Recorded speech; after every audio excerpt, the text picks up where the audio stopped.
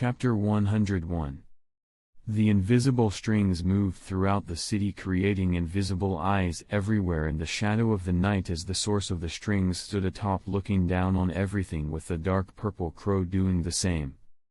The white eyes giving the illusion as if he is blind, yet only he knows how much he can see, how far he can see, what he can see.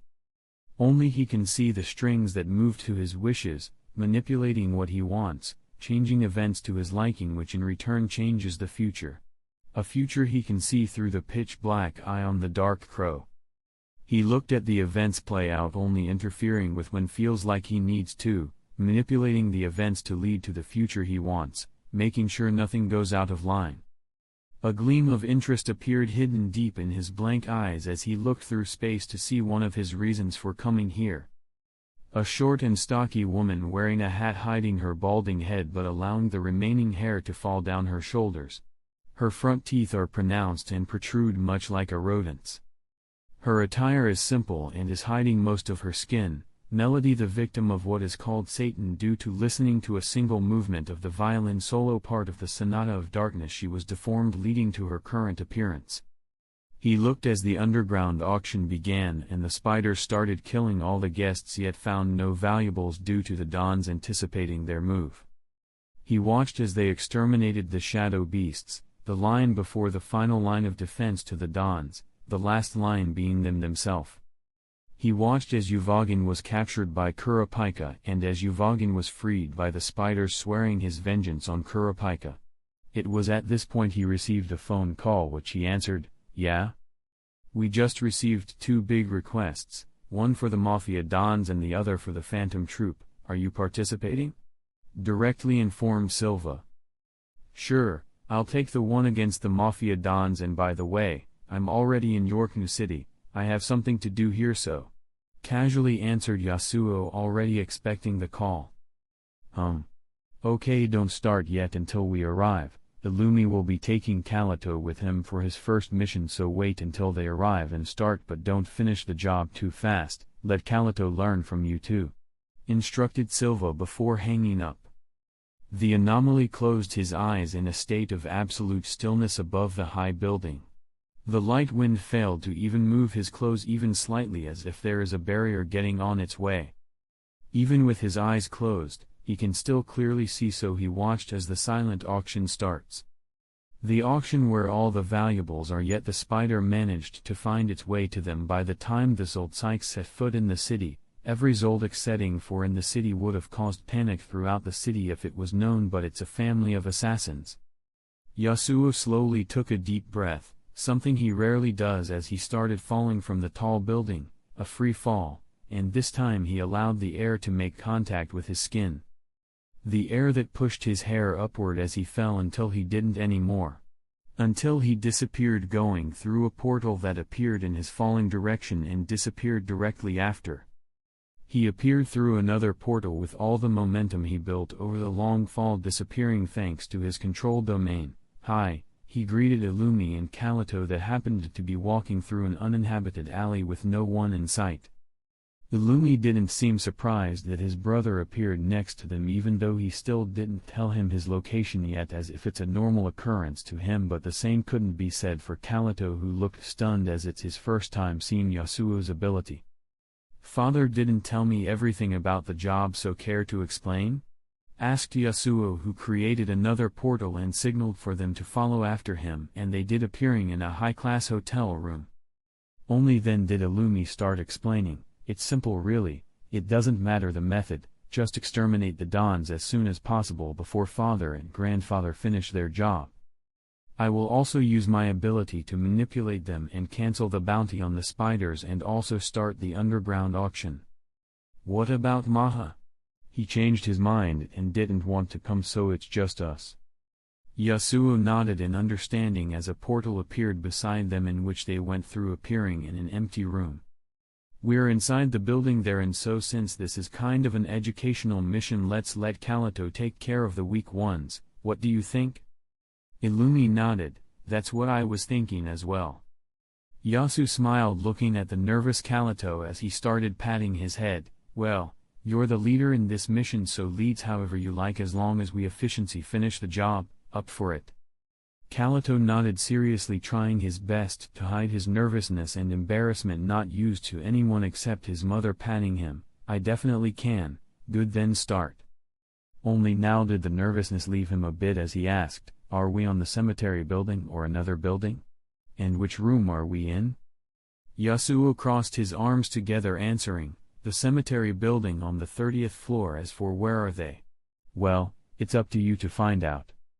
Calato nodded, no showing any opposition. Instead, he seems thoughtful for a minute before informing, wait here, I'll be back in 10 minutes max. If I'm even a second late then you will finish the mission yourselves. He didn't wait for them to respond before running stealthily out of the room, only after making sure no one is outside through his ability. The two made no effort to stop him. Instead, Yasuo just took a seat on one of the chairs that suddenly appeared through a portal, with Illumi doing the same. Coffee or wine? Tea. Another portal appeared from which a cup of coffee and tea appeared, with the teacup flying to Illumi's hand. The latter didn't react to the scene, used to Yasuo's strangeness. He took a sip, then appraised, quite good.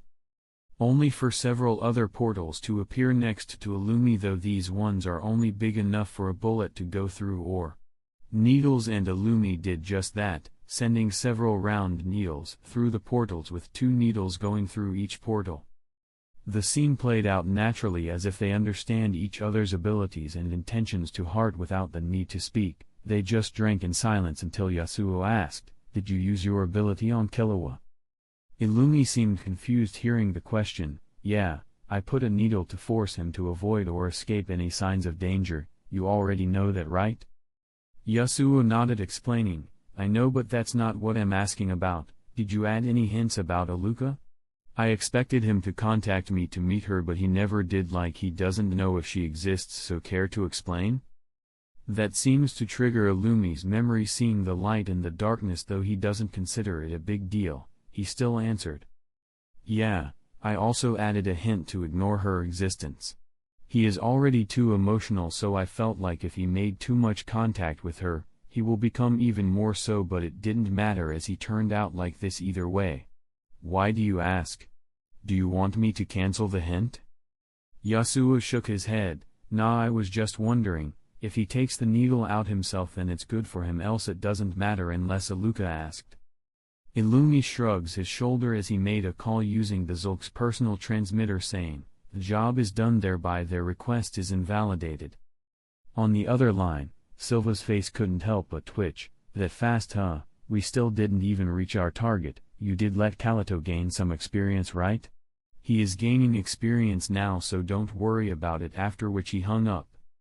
They casually chatted for a few minutes before Calato came back, though something noticeable only to assassins such as them is the faint smell of blood coming from him. He informed them with expectations apparent in his eyes, while choosing to ignore the strange situation in front of his eyes. The Dons are all on the 36th floor, and I know a way with minimum surveillance, so follow me. Lead the way.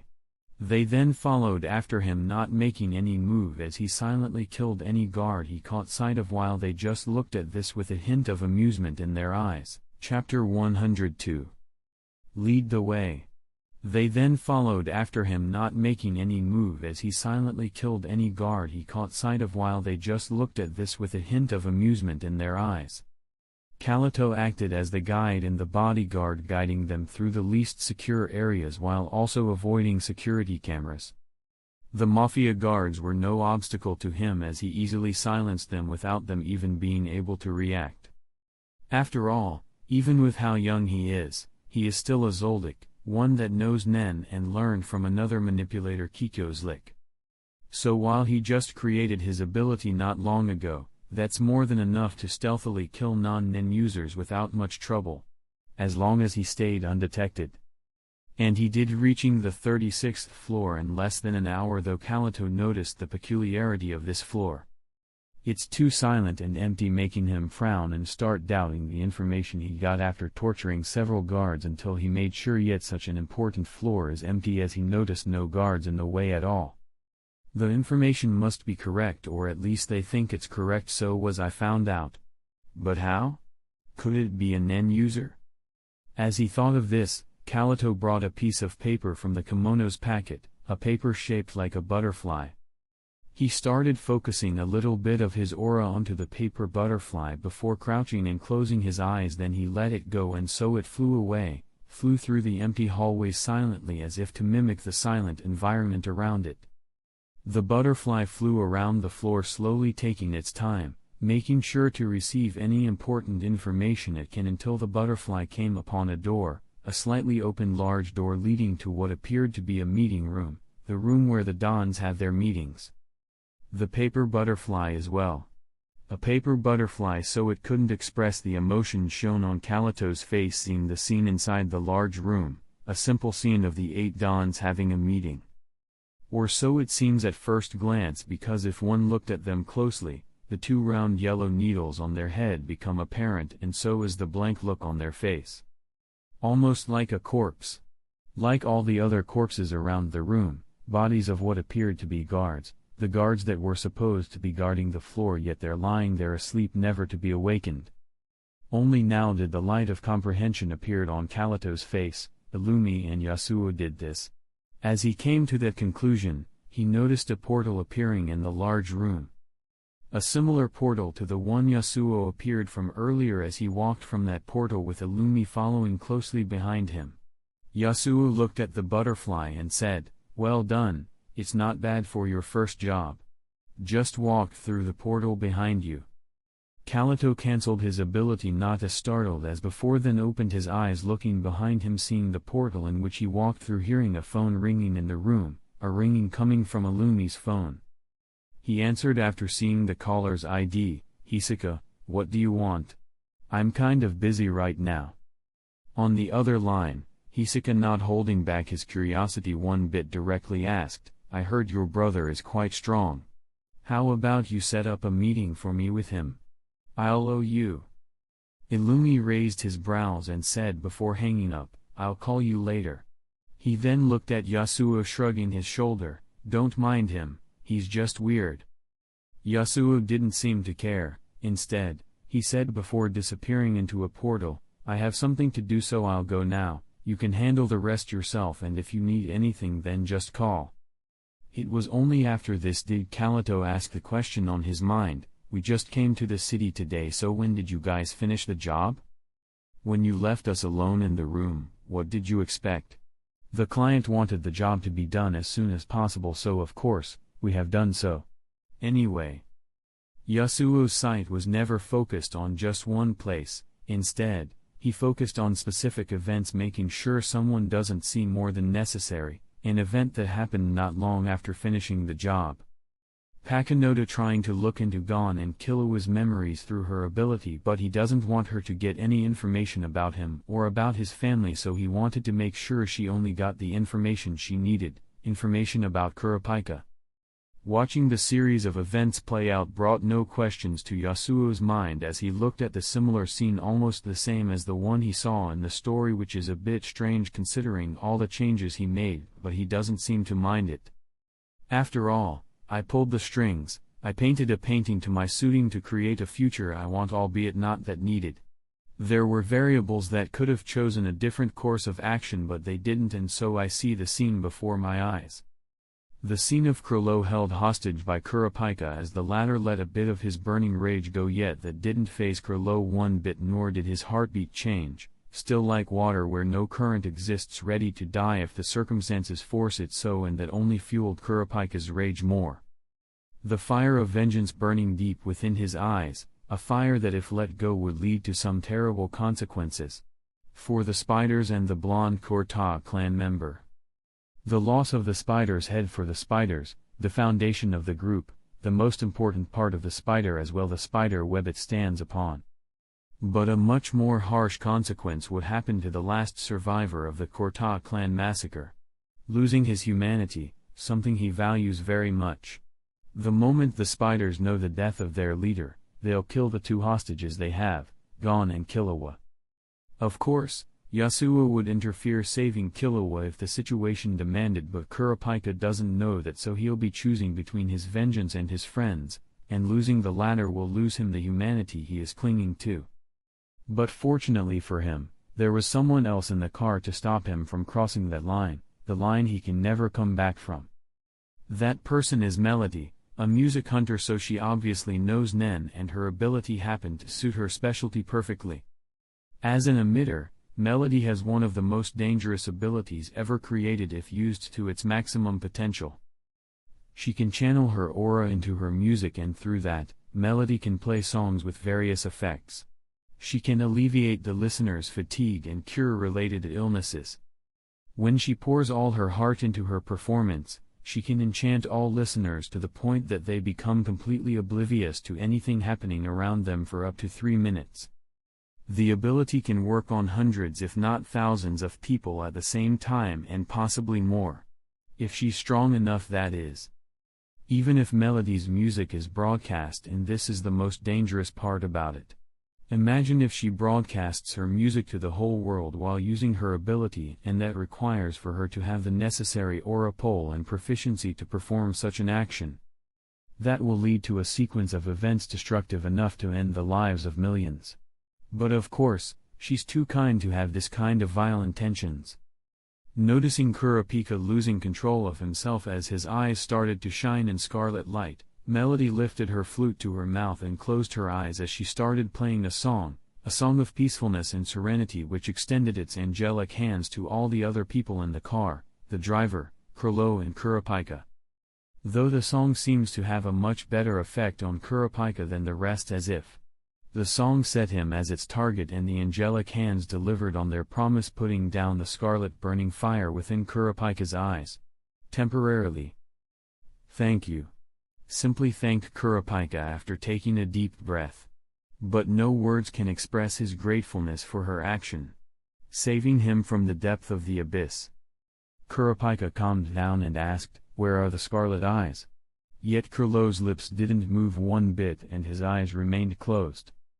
Kurapika continued asking, knowing there is a high chance he will answer, "The scarlet eyes that were stolen years ago."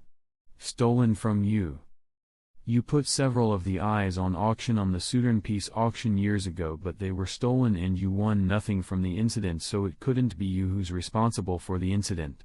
So who is it?" Kurlo slowly opened his eyes. Chapter 103. So who is it?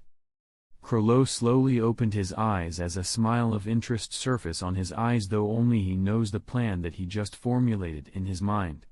A simple plan. "I know who stole them.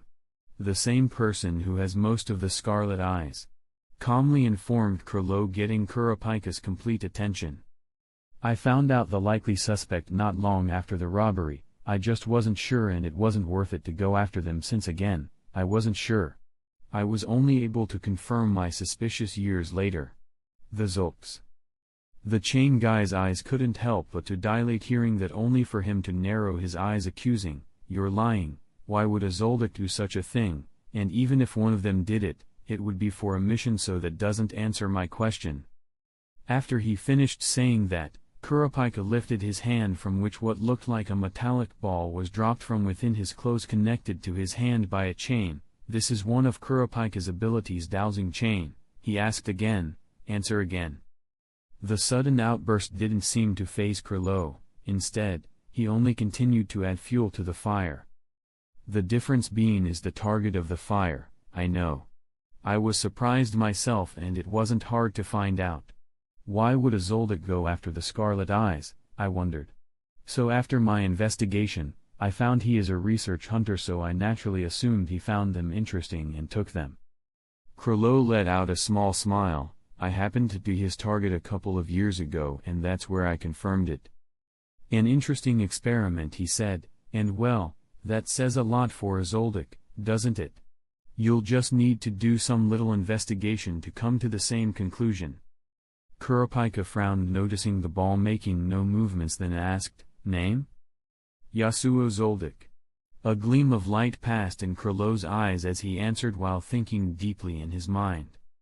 "I definitely didn't lie, else he would have known from what looks like an ability that detects lies. I just didn't give him the full context, and that makes all the difference." Kurlo closed his eyes, thinking back on the predictions he made using the Neon Nostade's ability. The ability to write poems about the future of someone. And he read his own poem once she wrote the poem. That's something he made sure to do before stealing her ability. After all, the holder of the ability can't predict his/her own future. In my own poem, there doesn't seem to be any hints about the Zoldyck, which means he really won't interfere, nor will I meet him across the following weeks, and the same could be said for most of the group. Except for Packanoda. A day of obscurity where light hardly passes, subdued to two choices in your small room. Pride or treachery are the only two answers you will find until the gods of death come to visit you. Unless you accept the deal with the devil. There are many possible meanings to the poem, but what interests me the most is the last part. The devil is most likely Yasuo. That's what devils are known for, and that's also what he's known for, and that's the only part he appeared in all the predictions of all the spiders, and he appears to be able to eliminate the two choices. If the offer is accepted. Only Krilo knows what he is feeling right now, faced with so many uncertainties, one after another yet. Losing someone and the possibility of losing more is certainly not pleasing to him. If the Zoldyck is really the one who stole the eyes, then hopefully as a researcher himself, perhaps he did some experiment on them which might end up in some of them being destroyed, and if the chain guy gets to know that in the future, he will possibly go after him, getting so many uncertainties off my back, and if he doesn't, that will still give us some time to plan things out. And so time passed as Kurapika planned for the hostages exchange, the exchange of Gon and Killua for Krilo, with Packanoda being the one responsible for bringing the two kids to the exchange location after the meeting with Kurapika. And so the gears of time moved as Kurapika used one of his most dangerous abilities on her, Judgment Chain, an ability only usable on the spiders. The stake of retribution, as he likes to think, a blade on the end of this chain, enters the victim's body and wraps around their heart. Kurapika then gives the victim an order, which, if violated, results in the stake of retribution piercing the victim's heart, killing them. Kurapika himself has a blade wrapped around his heart, which he used to set the limitations for the use of Chain Jail ability, the limitation that if he used the ability on anyone but the spiders, he dies by his own ability. And so to make sure his identity remains unknown, he used it on her as to not allow her to give any information about him, else she will die, and did the same to Krilo with the same order and another important order, never to be able to use Nen again and to never meet the spiders again. And so the exchange was completed with Krilo going his own way, not being able to use Nen, which also lead to Hisoka losing interest in fighting a Nenless Krilo. An unfortunate turn of events for all the sides as Packanoda walked through the city streets in the darkness of the night as it heavily rained, knowing exactly what her most likely fate is. She slowly walked back to the hideout where the remaining spiders are waiting, and she was able to do so without meeting anyone. Without meeting the devil, she didn't wonder too much about it as she's ready to die. So she looked at the people in the room as Finks, one of the spiders, demanded answers from her. Answers she's willing to give even at the cost of her life, so instead of answering his questions, something that'll lead to her death before giving any useful information, she decided to do it with the only possible way. A loophole Kurapika couldn't see since he doesn't know her ability, what could be considered one of the most interesting abilities in the world, and especially so considering she's a specialist. Packanoda can read the conscious thoughts of any person she is in physical contact with and can extract memories by asking specific questions. Trying to fool Packanoda by creating irrelevant conscious thoughts or false information is impossible, since Packanoda can extract her target's purest memories. It can also be used to see the past of an object while touching it. But there is another ability she's making use of, an ability connected directly to the former one. Packanoda readied her revolver, an empty revolver with no bullets in it, but her ability allows her to conjure them with a specific function. She concentrated her aura onto the revolver as she thought to herself, I can shoot 6 bullets at once, exactly the number we were during the formation. Then she asked the original 6 members of the group, Phaeton, Finks, Maki, Nobunaga, Shanark, Franklin. Do you trust me enough to accept what I'm sending you? my memory, my souvenirs, and this is her other ability. The ability to share her memories by shooting them into another person's head using a revolver and conjured nen bullets called memory bombs. This is not a combat ability and does no damage. However, if she shoots someone with a memory of their own, said memory is erased indefinitely. So if she shoots the 6 bullets at once at the 6 members, then the judgment chain in her heart will activate, killing her only after she sent all the memories she wants to send. Memories about the chain guy and his abilities and the information the spiders dearly need to know about their leader, the fact he became unable to use Nen and need their help to solve the problem. Eh? So you really were manipulated by him? Finks put his guard up thinking she's manipulated by the chain guy. Finks, shouted Nobunaga before adding, let's trust her. She's Paku. And so did every other member did, putting their trust in her. Pakanoda was ready to fire, which will end her life, losing the spider one of its most important legs. Until she heard the devil's whisper, a whisper that reverberated in everyone's ear. The devil that watched the entire scene play out, only appearing once he deemed it's time to show himself, time for the deal with the devil to take place. So the devil whispered, "Hi." Chapter 104. Pakanoda was ready to fire, which will end her life, losing the spider one of its most important legs. Until she heard the devil's whisper, a whisper that reverberated in everyone's ear. The devil that watched the entire scene play out, only appearing once he deemed it's time to show himself, time for the deal with the devil to take place. So the devil whispered, "Hi. I have a better idea." And with that, a sound of clanking sounded, signifying the arrival of the devil. The sound stunned everyone in the hideout as they put their guards up, looking at the source of the sound of the devil as the portal behind him closed once he walked out from it, appearing next to Pakanoda. Pakanoda remained defenseless, not putting her guard up one bit. Instead she looked at the strange visitor, the handsome strange man that looks harmless. But she knows better than to judge the anticipated devil by looks. The man's attire went against what a devil could be presumed to wear. He is wearing a simple tight white sweater with black pants and black combat boots that suited his look perfectly. The black simple clothes that went along with his black hair and pitch black left eye, as well as the white sweater that went along his milky skin and silvery right eye, bringing a certain charm to his appearance. A light of realization appeared on the spider's eyes looking at his appearance, a similar appearance to the one Krilo described when talking about Yasuo the Zoldyck he faced, and his strange eyes only went on to confirm it. After all, someone with different eye colors is rare, especially with colors such as his. The light of the day and the darkness of the night. Realizing who he is didn't make them drop their guard down, in fact, it only made them put it higher. Paku. Retreat. As Nobunaga shouted while placing his hand on the hilt of his katana ready to attack at any point, and the same could be said to almost all the spiders in the hideout except Pakanoda. "Were you expecting me?" asked Yasuo with a natural tone, not showing any emotions on his face nor on his tone. Pakanoda shook her head, denying, "No.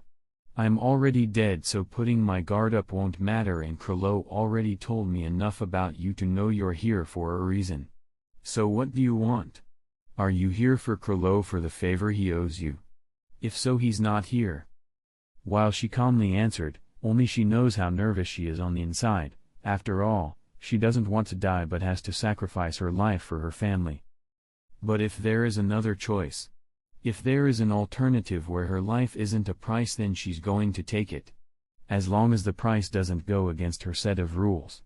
Krilo left the choice of whether to accept the offer to me, so I should think about whatever he says carefully, and hopefully he doesn't request something I can't or won't deliver. Yasuo nodded as if believing her words and explained, "I know he isn't here. I'm here for you. For an exchange. And you'll come with me for a while after the deal, but don't worry, you'll like the deal and gladly accept it." "Hoi. You won't be anyone from here. Do you really think you can win against all of us?" Interrupting their discussion is none other than Finks, who couldn't handle Yasuo's casualness in their home turf. "Well, temporarily home. Pakinoda was about to tell him not to interfere, as this is something that could possibly be good, only to hear Yasuo saying something that startled her as well as all the other people at the scene. "Oh, I forgot to mention it, but your leader happened to be Nenless, not able to use Nen at all. And this is as you call the person the chain guy's doing, and well, I happen to know Krillow's location, so if any one of you made any movement I don't like, I will just teleport from here to him and kill him. You should know how easy it is for us Nen users to kill normal people, even if strong. So behave," stated the Zoldyck in the room in a tone of serenity, not seeming to care enough to show his emotions yet. What he said was enough to bring the tension in the place up significantly, as Nobunaga looked, narrowing his eyes and asking, "Paku, is this true?" The spider member's eyes couldn't help but widen, noticing she remained silent, not confirming but also not denying, and that was enough to confirm the Zoldyck's words as more questions spurted in their minds. Questions they have to wait for them to be answered. "Phaeton, Shanark, what do you guys think?" Nobunaga asked the people he needs to ask. The people that keep their cool most of the time, the smartest and the most suitable to be a temporary leader for the troop if necessary. Phaeton narrowed his eyes, thinking for a split second on how fast the Zoldyck appeared before saying, "It will depend on what he says, but yeah, let's hear what deal he has in store for us before judging. If it's something dangerous, then we'll have to make the sacrifice for the spider to live. The head can regrow." Hearing that made most people's faces in the room twitch as veins started appearing on Fink's forehead, because while this is thinking they can expect from someone like Phaeton, expecting it and hearing it are two vastly different things. Before anyone can go into an outburst, Shanark provided his point of view. According to the leader, he can create portals instantly and is fast enough for any of our attempts to stop him to be effective, so a confrontation isn't what we need. If you guys remember 2 days ago, specifically Pakinoda's piece of paper, you'll understand she probably has no choice. If you don't, then I can't explain, you just have to trust Paku and me and see what he has to offer. What we desperately need right now is information, so let's listen. Finks frowned but offered no objection, though veins are still popping on his head, seeing the audacity of the Zoldyck, who opened another portal, bringing a chair from it and sat down, waiting for the show to end, not caring about the hidden hints in what Shanark said. He was a gentleman enough to bring another chair for Pakinoda, who sat down facing him as he started informing her about his proposal. "So I know a bit about your ability, and from what you were doing earlier, I came to a few conclusions about it, and I happened to need someone with such an ability dearly. I also happened to know why you can't directly answer then, and the consequences of doing so. And the thing around your heart." Pakinoda did her best to stop her body from showing any reaction, but as much as they tried, in Yasuo's domain, nothing is out of his sight. Not the slight dilation in her eyes or the small increase in her heartbeats, and not even the anticipation and worry hidden deeply in her eyes. He added, "So I need your services for a full 3 months, you'll follow my orders completely without any hesitance. Of course, as long as it's not something that endangers your friends, but you won't be able to contact them in this period, and know that there is a chance you'll die in this period." The words coming out of his mouth, as serene as they may still, didn't stop most of the group from annoyance to even rage build up, hearing what one would consider a joke of an offer. The impatient ones, with only Shanark and Phaeton remaining completely calm. And Pakinoda, whose anticipation only grew as such a deal needs a similar return for it to be acceptable. She said, "Before anyone makes any rash action, don't interrupt, please." Yasuo continued, "In return, I will tell them all the information you need them to know, but obviously can't tell them. That's basically saving you from certain death and giving you a chance. It's up to you whether to take it or not. Also, I will tell them the information directly after you agree. So what do you think?"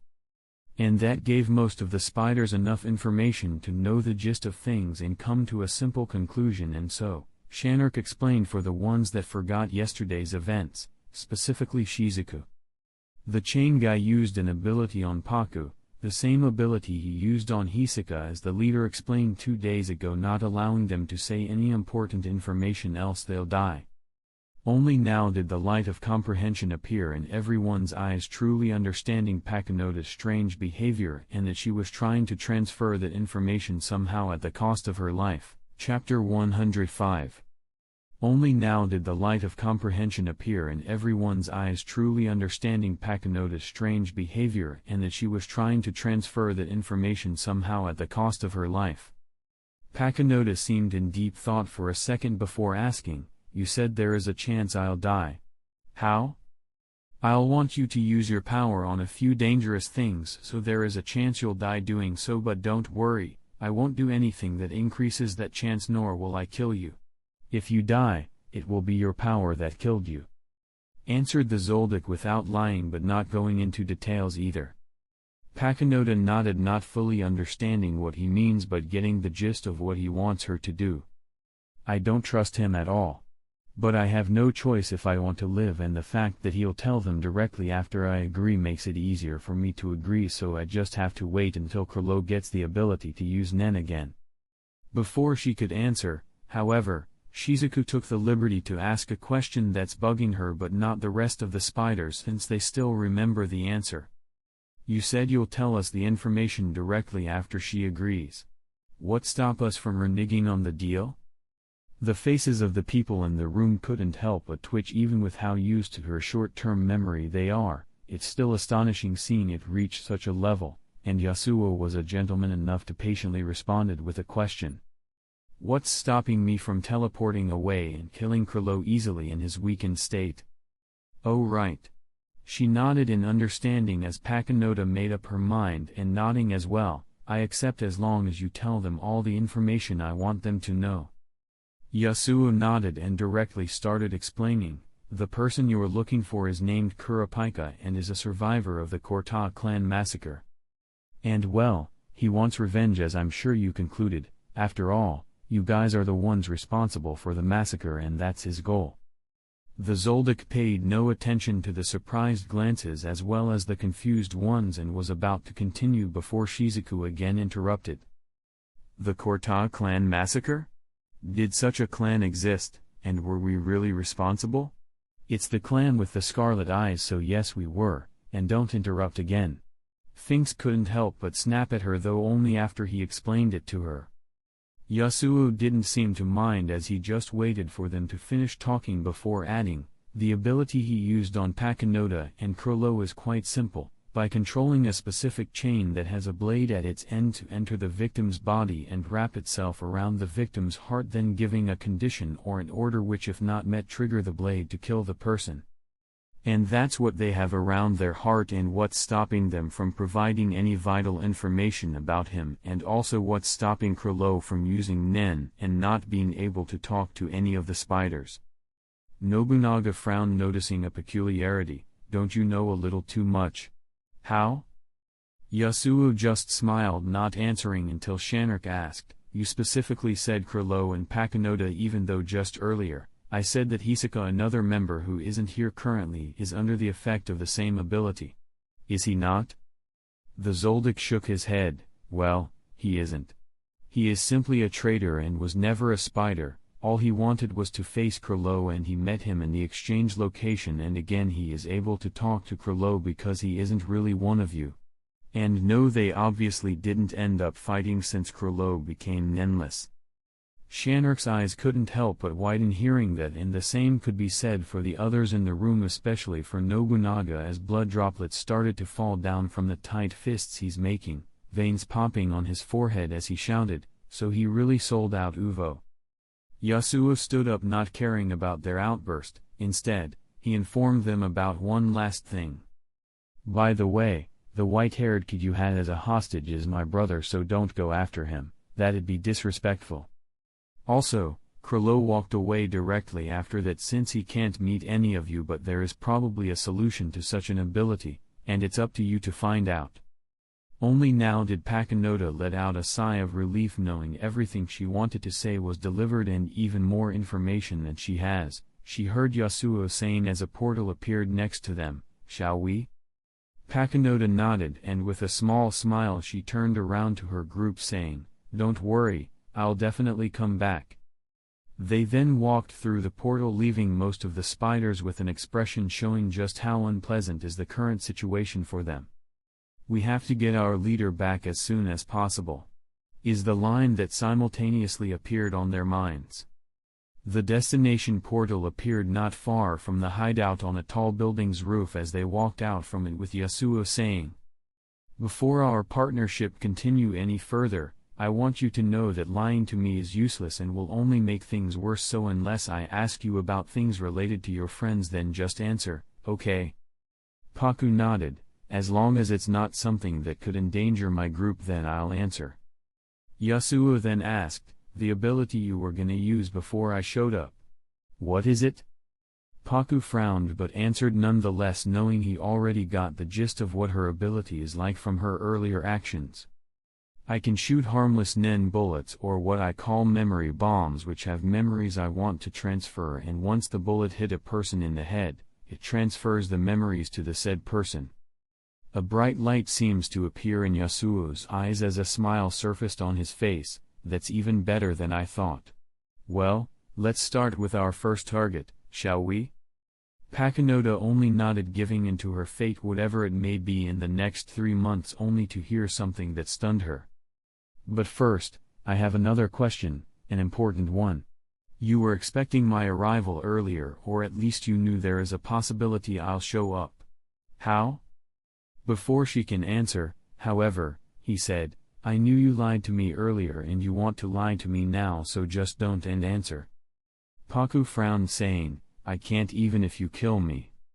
The playful Zoldyck just smiled as he started stroking his earring. "So it's the ability of one of your friends. Let me guess, it's one of Krolo's abilities. One of his stolen ones that can predict the future, so he predicted my arrival and that I'll offer a deal, but not what the deal is."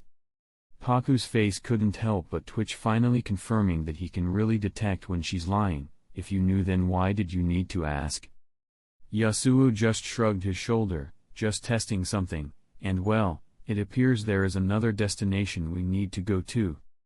And so another portal appeared, which they went through, appearing at the top of another building in the middle of the city, and just closed his eyes. "So Neon's ability can work on me, able to see that I'll appear at that particular moment. Abilities that can see into the future are just that interesting. However, too dangerous, as while not as good as my vision, I still dangerous nonetheless, especially in the hands of someone like Krolo. And simply because he wished so. Because he saw the ability as a threat, he got rid of it. You see, Krolo's ability has one fatal weakness: the stolen abilities will disappear if the original owner dies, unless the phenomena of Nen after death happens, in which case it will stay, but the phenomena are so rare it almost never happens.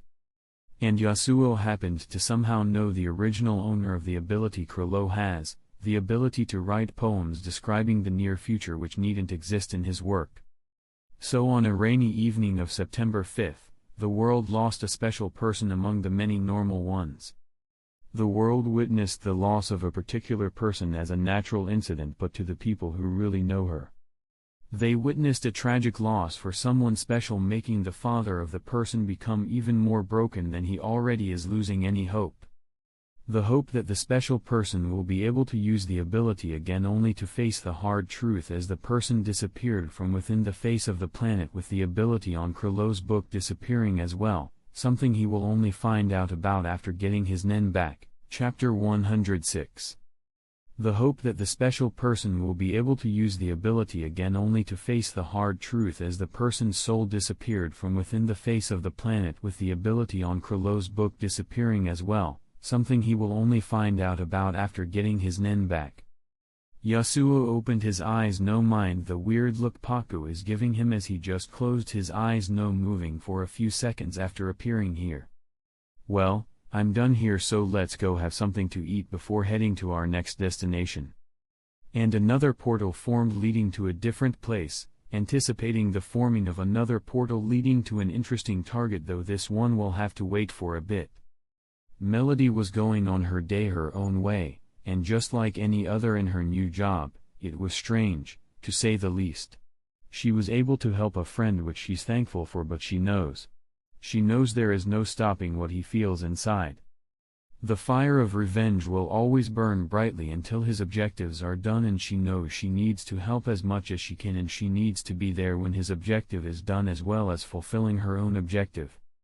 Her objective is to find a mysterious entity called Satan, the evil being responsible for how she is today, and get rid of it if possible, but she found no significant information about it, and that's a problem for her. She only got a little bit of time to relax before she received a call informing her of the death of someone, the death of Neon Nostre due to a heart failure, a strange death for someone so young.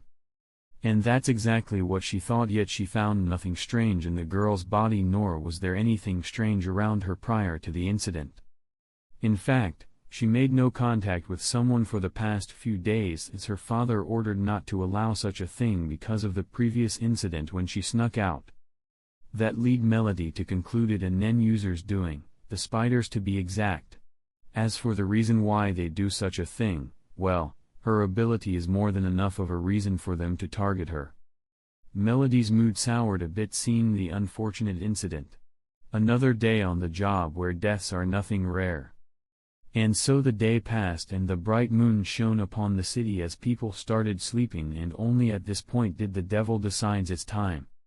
While Melody was walking home in the middle of the night in such a city, the city ruled by mafias or formerly ruled by them, as the little snakes are already spreading all over the city, just waiting for their queen to declare it as her territory. While the incident Melody faced with the Sonata of Darkness was mostly a tragic event, there was something good that happened with it, a gift she gained after her disfigurement. An unfathomable hearing, which she uses this ability in many useful ways. She is able to track targets or eavesdrop on conversations from hundreds of meters away. By listening to a person's heartbeat, she can discern their emotional state, whether they are lying, and also if they are being manipulated. She can even differentiate among hundreds of people's footsteps, enabling her to determine the number of people in a crowd whilst picking out the distinctive sound of her target's strides. And her hearing rarely fails her if ever, so she has grown dependent on it, and today just happens to be the day she will meet the devil. One vastly different than Satan, her target, but one could argue much more dangerous, as the harm he could bring to the world if he so wished is unrivaled. And so the devil whispered again, "Hi." The source of the sound was but a mere meter behind her, yet she heard nothing until she heard him talking, and only then did she pick up the two distinct heartbeats, but only one source of footsteps, being Paku, who followed after Yasuo through the portal. The heartbeats she picked are quite distinct, with one of them beating at about 70 BPM while the other one, the strange heartbeats with its source being the man with the silent footsteps, heartbeats that beat at around 40 BPM. A strange number for a human being, but what she doesn't know is that for Yasuo, this number is quite big, as he controlled his heart to beat at such a rate for a reason. Melody remained frozen for a few seconds, processing the information she's receiving, comprehending that she'd be dead if he so wished. But he didn't, as she turned around slowly, looking at the strangers in front of her, and surprise couldn't help but surface on her face as she looked at Paku, knowing exactly who she is. "Who are you and what do you want?" cautiously asked Melody, putting her guard up. Yasuo smiled, no showing any animosity. "I'm Yasuo Zoldyck, and I'd like to talk to you if you may." Melody's expression didn't change, but only she knew the surprise she's feeling inside. He is the one the spider's leader talked about, the one that has the scarlet eyes and Killua's brother. His footsteps are also completely silent like Killua's, an assassin. And a 3-star hunter. About what? That made her even more cautious as she asked. Yasuo raised his brows. "You don't have to be so cautious now, do you? I have not animosity against you. In fact, I'm here to ask you for a favor, and don't worry about her. I hired her because I need her ability." Then explained, insinuating to Paku. Frowned Melody. "He isn't lying, or so his heart rate suggests, but I don't know how useful it is against a Zoldyck, a family trained against such things." Yasuo added, "How about we change places?" As a portal formed next to him, though Melody just looked at this without making any movements, making the Zoldyck shake his head. Just why are you making this more difficult than it needs to be? If I want to, I can kill you before you can react, so you should know my intentions are pure. And I can prove it to you.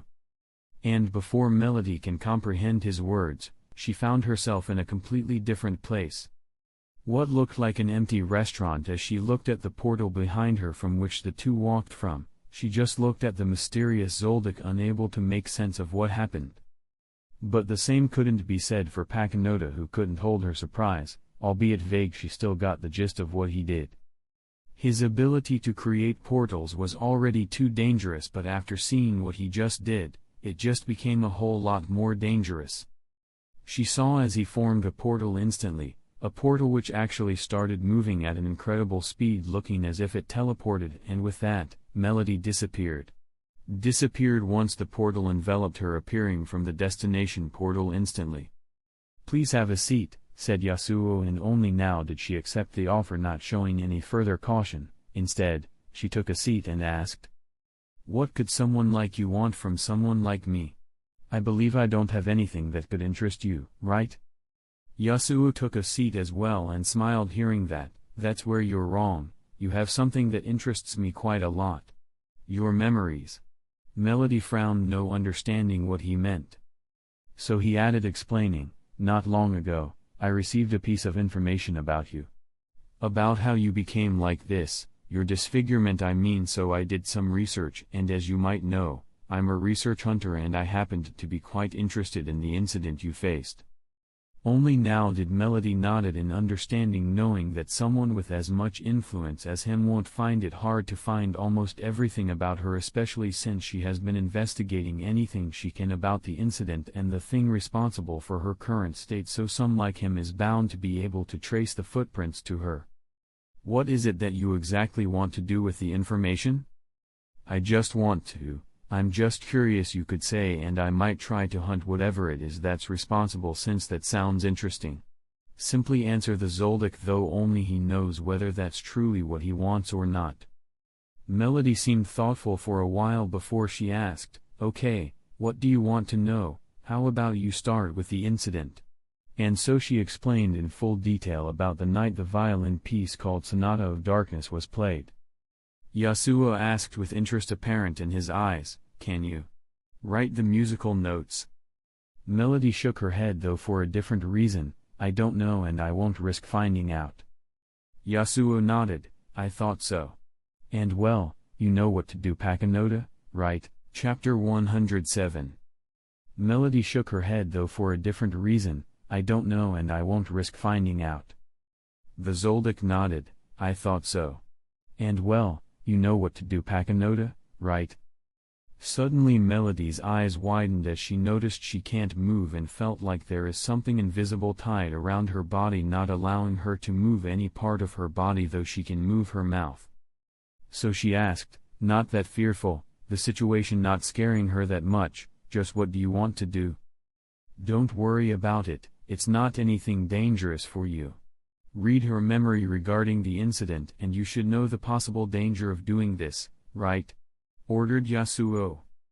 Packnoda nodded in understanding of what he meant when he said she could possibly die, and in this case, she could also get disfigured like the lady in front of her, even though she will only hear the music piece through watching her memories. She took a deep breath as she walked towards Melody, then simply touched her head and closed her eyes. She found those particular memories quite easily, which is due to the previous conversation triggering those certain memories, making it easier for Packnoda to access them. Paku tried to her nervousness but couldn't, as her life is on the line and she has no choice but to do as he says, and so she watched the memories. The scenes of the incident, listened as the piece of music, or what's called the Sonata of Darkness, started playing out, yet nothing happened to either of them, not to Melody and not to Paku. Paku retracted her hands and opened her eyes, which brought a smile to Yasuo's face, knowing she was successful, though he already thought the chances of success are high. After all, Melody still remembers that memory, which means she can hear the music piece in her head whenever she wants, yet nothing has happened to her yet, leading him to believe that the song needs to actually be played by someone to activate the curse. Yasuo closed his eyes as a vertical eye on the crow on his shoulder blinked again. Then opened his eyes again as the crow disappeared. Sorry about that, but if you were to willingly allow us to look into your memories, that may lead to some unforeseen consequences, so I hope you understand. Simply explained Yasuo, and before she can react, she was teleported away to the same alley they were previously in. She took a deep breath, calming herself down before going on her own way. After teleporting her away, Yasuo looked at Paku, ordering, "Transfer the memories of that specific incident to me." Paku nodded, getting out of her daze of comprehending all the new memories she just got and the horrible incident that happened, much more disgusting than anything the spiders ever did, but not worse. And so, an idea spurted in her mind. Using that piece of music to get rid of the threat that is Yasuo and any possible threat the spiders could face in the future. She started concentrating her aura on her revolver and aimed at him, then fired, with Yasuo gladly receiving the bullet to his head. He closed his eyes, processing all the new information he received and noting that she actually didn't try to do anything. For now. From her heartbeats when she read Melody's memories and after, she's definitely planning on using the song to her advantage. But can she? The moment Yasuo fully processed the new information is the moment everything within his view changed. As if time started to rewind itself instantly, and so he found himself sitting on a chair in his hotel before even meeting Melody. He found himself a few minutes before he even met her. He found himself in the same hotel he spent the day in, with Paku taking another room at the same moment the crow on his shoulder blinked for the first time, activating a certain ability of his. He saw the future, and he saw the different possible futures within that said future, and he remembers everything. Yasuo remembered everything he saw in that future and remembers the information Paku sent him, yet she doesn't sense in her view, what he saw never happened. She has never met Melody and never used her ability on her, hence never received those certain memories, nor does she know of the song or the entire incident. Yasuo, however, does remember the song called the Sonata of Darkness to heart and knows how the entire incident played out, yet both Melody and Paku remember nothing, just like he wants. He took a sip of coffee, the same coffee he drank in the future he saw, and released a small smile. Of course I won't give her a weapon she can use against me, nor will give her important information, especially for my next targets. Such information better remain a secret with me. Suddenly he started stroking his earring as his eyes seemed to shine with interest and curiosity. Now that I got a bit of the musical piece, I can start experimenting with it, though I wonder, if I broadcast the song to the net, what'll happen? Will everyone listening to it receive the same fate, or is this a limit to the curse? Well, I have time to experiment. I guess I need Illumi's help again. Hopefully, the song shows its effect even if played by someone manipulated. After thinking about it for a minute, Yasuo picked his phone up and just looked at the blank screen as if expecting something. And well, what he expected happened as the phone started ringing. He answered directly, hearing Illumi from the other line. "Are you still in the city? If so, then can you take us back home?" "Sure, I'm also planning on going back, so I'll be there soon." Directly after that, he took Paku with him through a portal to meet with Illumi and Calito as well as Zeno and Silva, then took his portal route to the Enrica continent, going back home. They of course noticed Paku going with him, and they know exactly who she is but didn't care as they're used to his peculiarity. Yasuo took Paku to his house and left her there alone, which he wouldn't have done if the lab next to it actually has something in it or if anyone else is in the house. He did leave Aluka with Morena for a reason after all. He appeared in the Zoldyck mansion in front of a specific, knocked on the door, and waited until he heard the hoarse voice, "Enter." The young Zoldyck entered, seeing the oldest of the Zoldycks sitting on a chair with a cup of tea in his hand, and took a seat facing him. "I postponed this conversation for quite a while, didn't I?" The young Zoldyck stated, looking at Maha, or Zig, his original name. The oldest known living assassin in the world, nodded, agreeing. "You did. I thought you will come to talk to me years ago. I thought you'll talk to me directly after Netero told you of what happened, so imagine my surprise noticing you not mentioning the subject at all."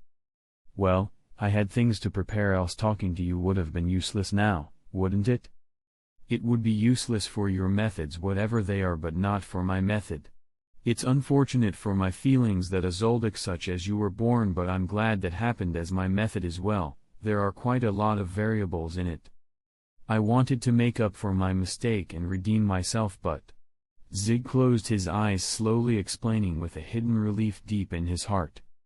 A hint of interest light up within Yasuo's eyes. I'm quite interested in hearing what your method is. It's actually quite simple. Creating an ability that will counter or make use of the loophole, and appeared to be much harder than I thought, as even someone as talented as I took more than a decade to do so.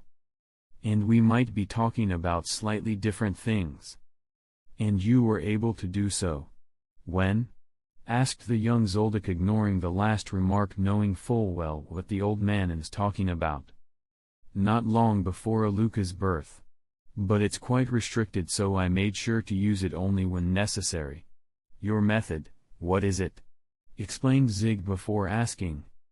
Well, I still don't know everything about the incident, so I need to confirm which of the conclusions I made are true. And to do that I brought someone with an ability suited for the job. The old assassin nodded, not questioning any further. Instead, he remarked, allowing the young assassin to do what he wants. Well, as long as you're confident there won't be any compilation, then use it. Yasuo let out a small smile as his eyes turned completely blank, with a vertical eye appearing on the crow. It blinked. Yasuo opened his eyes shining in interest and fascination in what he saw. Done. Chapter 108. Yasuo let out a small smile as his eyes turned completely blank, with a vertical eye appearing on the crow. It blinked. Yasuo opened his eyes shining in interest and fascination in what he saw. Done. You're done? Asked Zig, confused, as all he saw is the young Zoldyck's eyes turning blank for a split second before returning to normal. Though he would have seen more if he used Yo, as Yasuo got used to using it constantly as to hide the dark crow on his shoulder. Don't mind the how, my ability is just that strange. I learned what I wanted to know, so how about we continue, specifically about the ability you created? The young man casually avoided answering the question by asking a question of his own. Zig didn't mind though. He observed Yasuo enough across the years to know a general description of his personality, and that he likes to keep what he deems important secret, so he made his own assumptions and started explaining the ability. The young Zoldyck listened carefully to the interesting ability, an ability almost impossible to create unless one is a specialist. The category that can break what's deemed normal to non-users, but he didn't need such a thing, and he can't, as he is an enhancer, so he had to take another rule. Transmutation. By using transmutation, one of the categories closest to enhancement, he transmuted his aura into something magical or illusionary to counter the consequences of having Nanika in the family, especially since he can't do anything to her. In fact, he can't even talk to her, nor can he talk to anyone to take her away, as it's useless.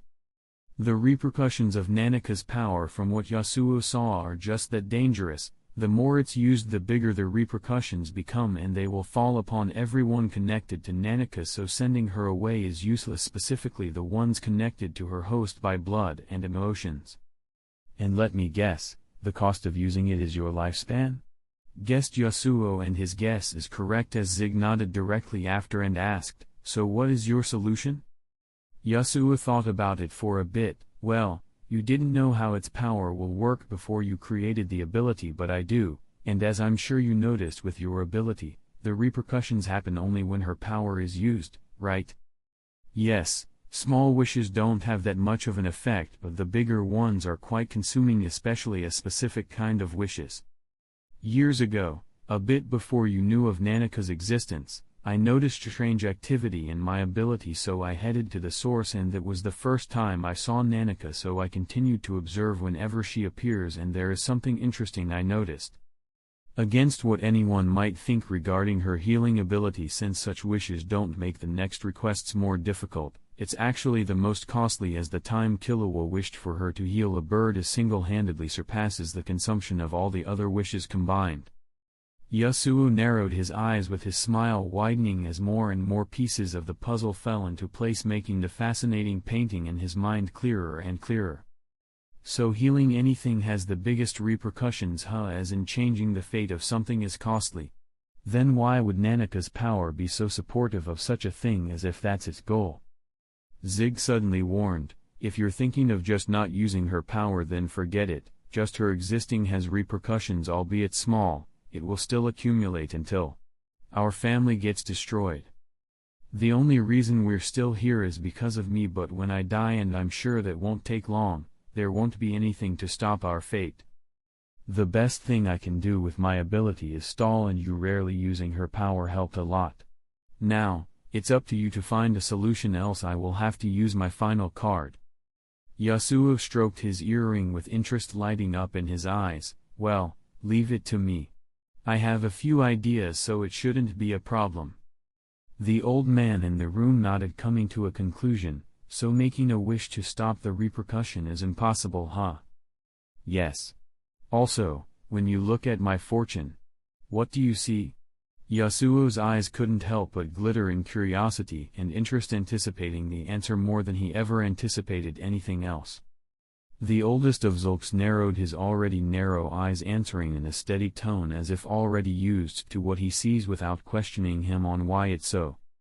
I can't. You don't have a fortune. If you do, then I can't see it.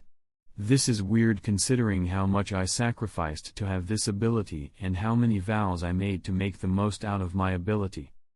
Even giving up on ever being able to create another ability and losing all the other abilities I had before. But well, I'm sure you won't tell me how, so it doesn't matter. A calm expression returned to the devil's face, not showing any further emotions as he stood up.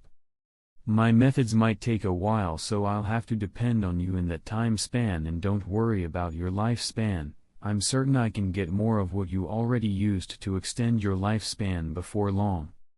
Then Yasuo disappeared, leaving a not surprised Zig, not surprised that he knows he took nitro rice, something special only available in the Dark Continent, and what allowed him to remain alive to this day even with how much he sacrificed. Yasuo did what he does best, research and thinking. Thinking of mysterious painting in his mind, or it was vague and became less so as he collected more pieces of the puzzle, making everything around him look more different, as if he saw what none ever could.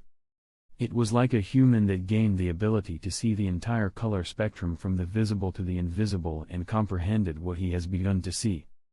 And he did and is comprehending what he can see, yet that didn't satiate his hunger, his undying hunger to know more and more. To try new things and push things to their absolute limit and beyond. So he made full use of the next few months to use Paku's ability fully, as even though he got the main information he needed from her ability, there is still another use for her ability, seeing the memories of objects far into the past, something his vision eye can't do, as the consumption is significant for that. From Paku's point of view, he never asked her to use her ability. He just left her in the house and never spoke to her, which she found weird but didn't mind, as she's already glad she's alive right now. So he pushed her ability to its limit, looking into the past of anything he deems interesting, especially objects left from ancient civilizations, though he only got memories fragments from inanimate objects, and this is a weakness of her ability. Lastly, the most interesting thing he did for the past months is testing the musical piece Sonata of Darkness, and he did so by using Illumi's needle zombies, though he made sure to let him know to keep them alive before sending them to him. After which he orders them to play the song he already wrote down, and of course, he asked Illumi to make sure they have at least basic knowledge in musical notes beforehand, else they won't be able to play the notes he wrote. Though before he wrote the notes, he used Vision Eye to see if it's safe. After all, he doesn't know if there are any negative repercussions for that, and the process was similar for all the following experiments, except the experiments never happened, as he only performed them in the future he sees. This is due to a simple reason. If the entity behind such a curse is sentient and is alive and can sense when the musical piece is played, then it will sense the obvious strange activity. its ability being used several times in a short span of time, and if it can sense the place it was played in, then it will know the song was played several times in the same location. The same place, which can attract it to him, and that's not something he wants, considering it could be extremely dangerous and beyond his current level of power. This is a variable he considers when it comes to things from the Dark Continent. That's why he prepared so many counter methods against the 5 threats across the years. After all, he didn't get so many victims of the threats for nothing. And so, a few months passed since the job at York New City, a month of research and waiting until the time comes. You see, a while ago, Yasuo went to Greed Island and brought something special. The queen of the chessboard, with the goal of getting the queen, a specific special card, and time have come for the king to come for the queen. Chapter 109. And so, a few months passed since the job at York New City, a month of research and waiting until the time comes. You see, a while ago, Yasuo went to Greed Island and brought something special. The queen of the chessboard, with the goal of getting the queen, a specific special card, and time have come for the king to come for the queen. And so Yasuo could be seen relaxing in his house in the Kaken Empire with Morena and Iluka, which is where he spends most of his time, leaving Paku back at the Zoldik's property alone. Except for this time, as he let her go not long ago, letting the seed grow until he plucks the fruit out. Of course, since in her point of view, she has done nothing yet, he told her he will require her assistance later and she have to comply at the cost of letting her go earlier. Until he received a call, and interestingly, it's from Killua, who happened to be in Greed Island with Gon. They have faced a certain obstacle in their little adventure of collect all the restricted cards completing the game. Says Gara, "What's going on? Why didn't the quest activate?" asked Gon, confused.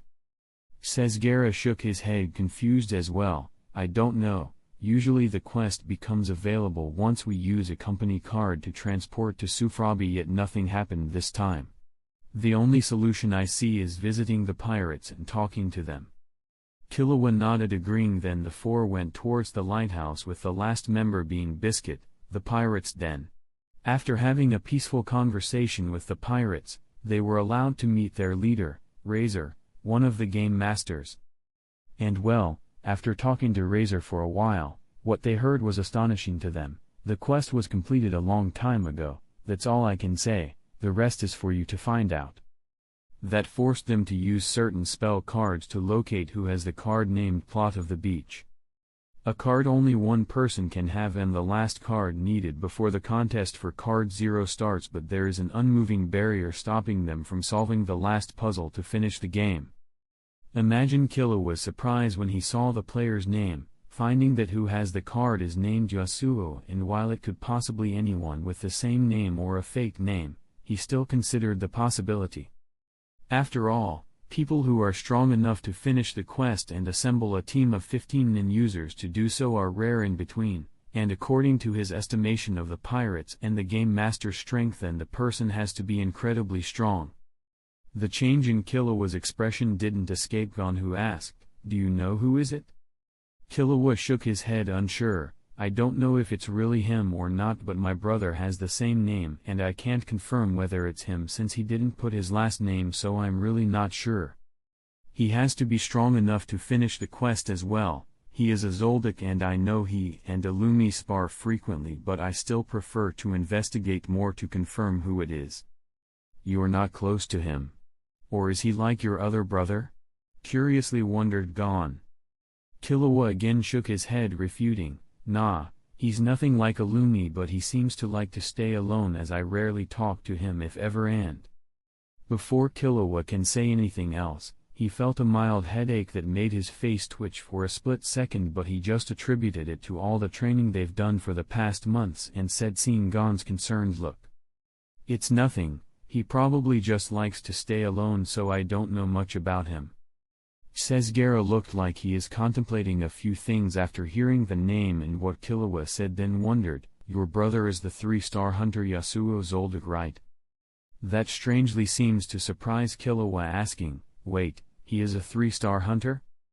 That seemed to surprise Says Gara as he wondered, "He is your brother and you don't know?" His picture and name are in the hunter's database, so I thought you'd know, though not much is known about him.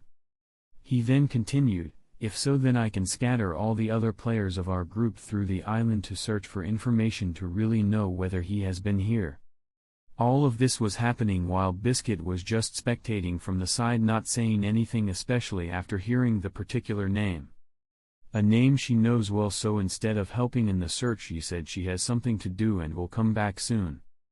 And so the days passed with several players looking for the same information across the island. Sesgera provided them with Yasuo's picture and set them for the goal of questioning every friendly player on the island. And well, it appears that finding whether it's actually Yasuo Zoldyck who has the card is easier than expected, and several players have seen him only a few years ago at Sufrabi, while some of them saw him not long ago hanging around the island. There is something Yasuo knows about cards on Greed Island. If one exited the game, the card he has will remain in his book for a while after that. But if that certain player didn't return to the game after a particular time limit, the card will disappear from his book and will again be available in the game, so Yasuo made sure to enter the game once in a while. As for how so many people were actually able to see him, well, it's quite simple. He wanted to be seen. After all, he didn't get the queen back then for anything, and it would be such a waste if the king didn't manage to find him. And so, only after investigating everything they might need did Killua and Gon decide to contact him, so Killua called him once they exited the game, as all the Zoldycks have each other's numbers. The phone started vibrating as Killua waited patiently for his brother to answer, trying to hide his nervousness, which Gon noticed, finding it weird for Killua to have such a reaction. Are you okay? If you don't want to talk to him, then I can do so instead. Killua shook his head, insisting on being the one to talk. No, I have to be the one to talk to him. I don't know if he'll help us if you ask, so it's better this way. And don't worry, I'm okay. I'm just nervous because I never talked to him. Before the conversation can go any further, the phone stopped vibrating, signifying the call was answered, and before Killua can say anything, Yasuo on the other line answered first. Killua? Calling me? Huh, that's rare, so what do you need? Killua took a deep breath before saying, I need a favor. Oh, do tell, what is it? Wondered the voice from the other line. I want to help a friend complete a game. Greed Island, and I found you have the last card we need. Explained the young Zoldyck, hoping for a positive answer. The voice from the other line seemed surprised as he asked, oh, does that mean you collected all the other necessary cards? No. But we're the closest to finishing the game. We only need 3 cards, one is the one you have, while the other one, we're not far from getting it. As for the last one, we think we need to have all the other cards for it to be available. Interesting. I will meet you in the game later. I will text you the address of the meeting, so be on the lookout for that. He then hanged up, not giving them a chance to respond. That was easy. I really thought he'd refuse from your description of him. Remarked Gon. Killua nodded, agreeing. Yeah, it was too easy. It's likely he'll want a card if we win, though I'm not sure. But I think Biscuit does know something, that's why she left, though I'm not sure where she went. We just have to wait for her to come back. Gon looked puzzled, asking, she does? How do you know? Only now did a smile resurface on Killua's face. Why did you think she left? Of course, to do something she finds necessary, and this is just an assumption, but I think it's related to my brother.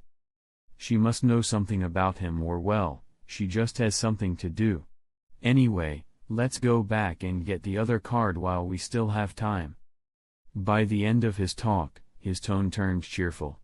Cheerfulness that seems to affect the other kid besides him, as Gon yelled in anticipation, right. Right. We're on the brink of finishing the game.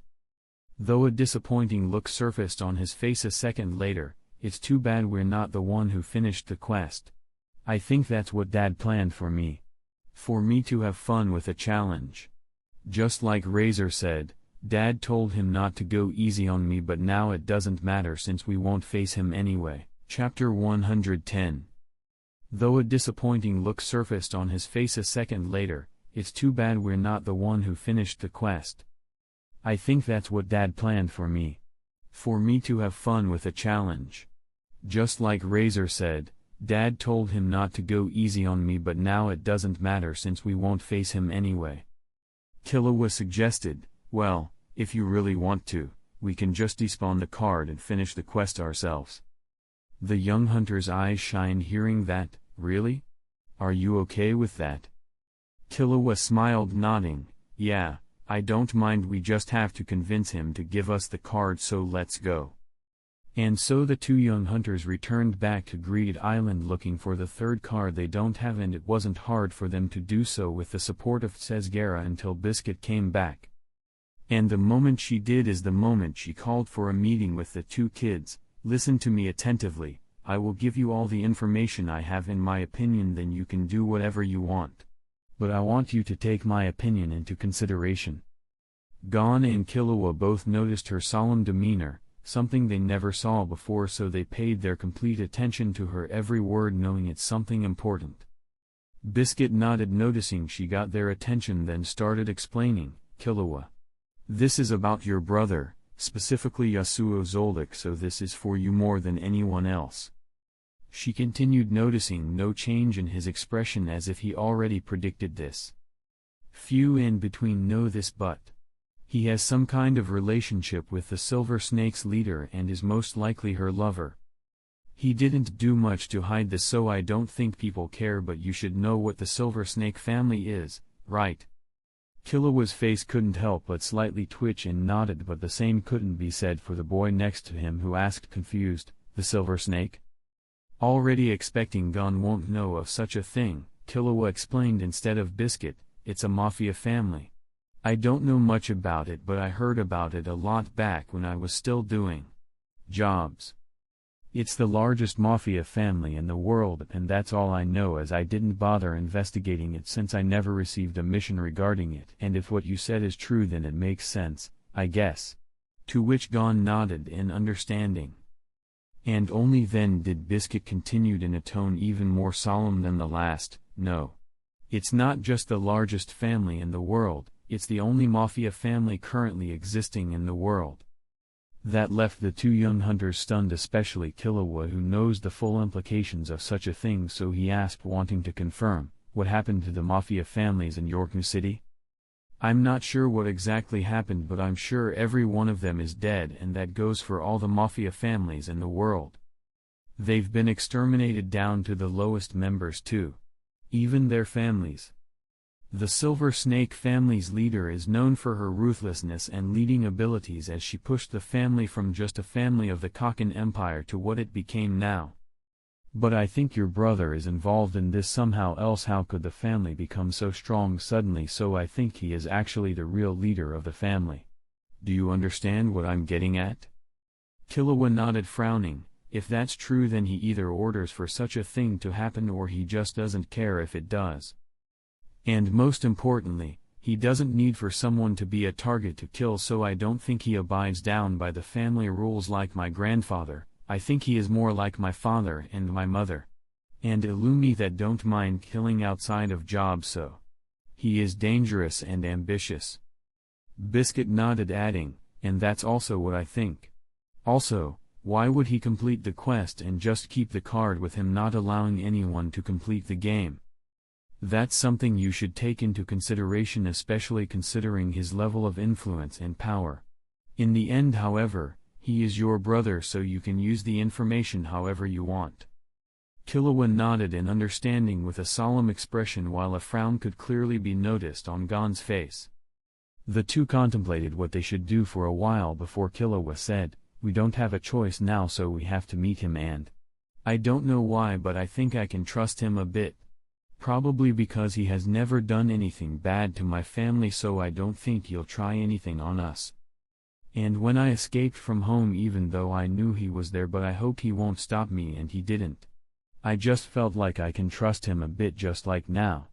Gon didn't disagree, hearing that, knowing full well they have no choice, as Killua said.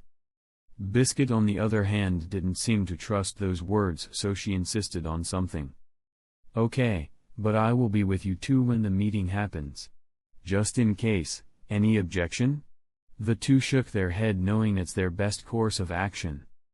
It wasn't long before Yasuo contacted them with the meeting location being the magic city of Macedora, specifically, a coffee restaurant in the city. Once they reached the place, they found him already waiting for them with a cup of coffee in his hand while stroking his earring with his other hand. His appearance remained as ever, not changing one bit, as if his build reached its ultimate state, or as he likes to call it, the limit of what his body can reach with any abnormal interference. A tranquil expression was painted on his face, with the air around him being just as peaceful, making people around him let their guard down. "Killua, it's been a while," simply greeted the handsome man while signaling for the three to take a seat. And so did with Killua's nervousness washing away after meeting the other Zoldyck and noticing his casualness and the tranquil air around him, so he nodded, "It's been a while." A small smile surfaced on Yasuo's face as he continued, "Yeah. It's really been a while since you left home, since you left a deep wound on your mother's face, and you didn't come back to apologize." Killua's face couldn't help but twitch as he tensed up, but he knows it was necessary for him to do so at the time, and was about to talk before the older Zoldyck interrupted him with a tone of amusement. "I was just joking, so don't be so nervous. She's actually quite proud of you doing such a thing."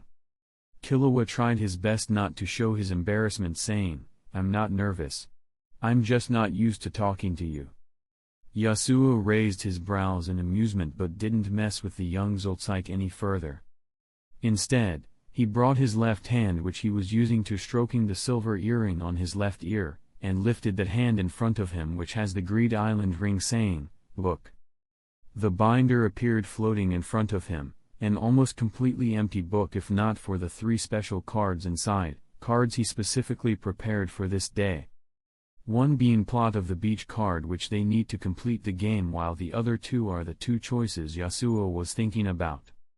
About which of the 2 should he choose, and he made up his mind a while ago, and the moment he was waiting for arrived, the moment to get the king and a bonus on top of that, though what the king is and what the bonus remains unknown.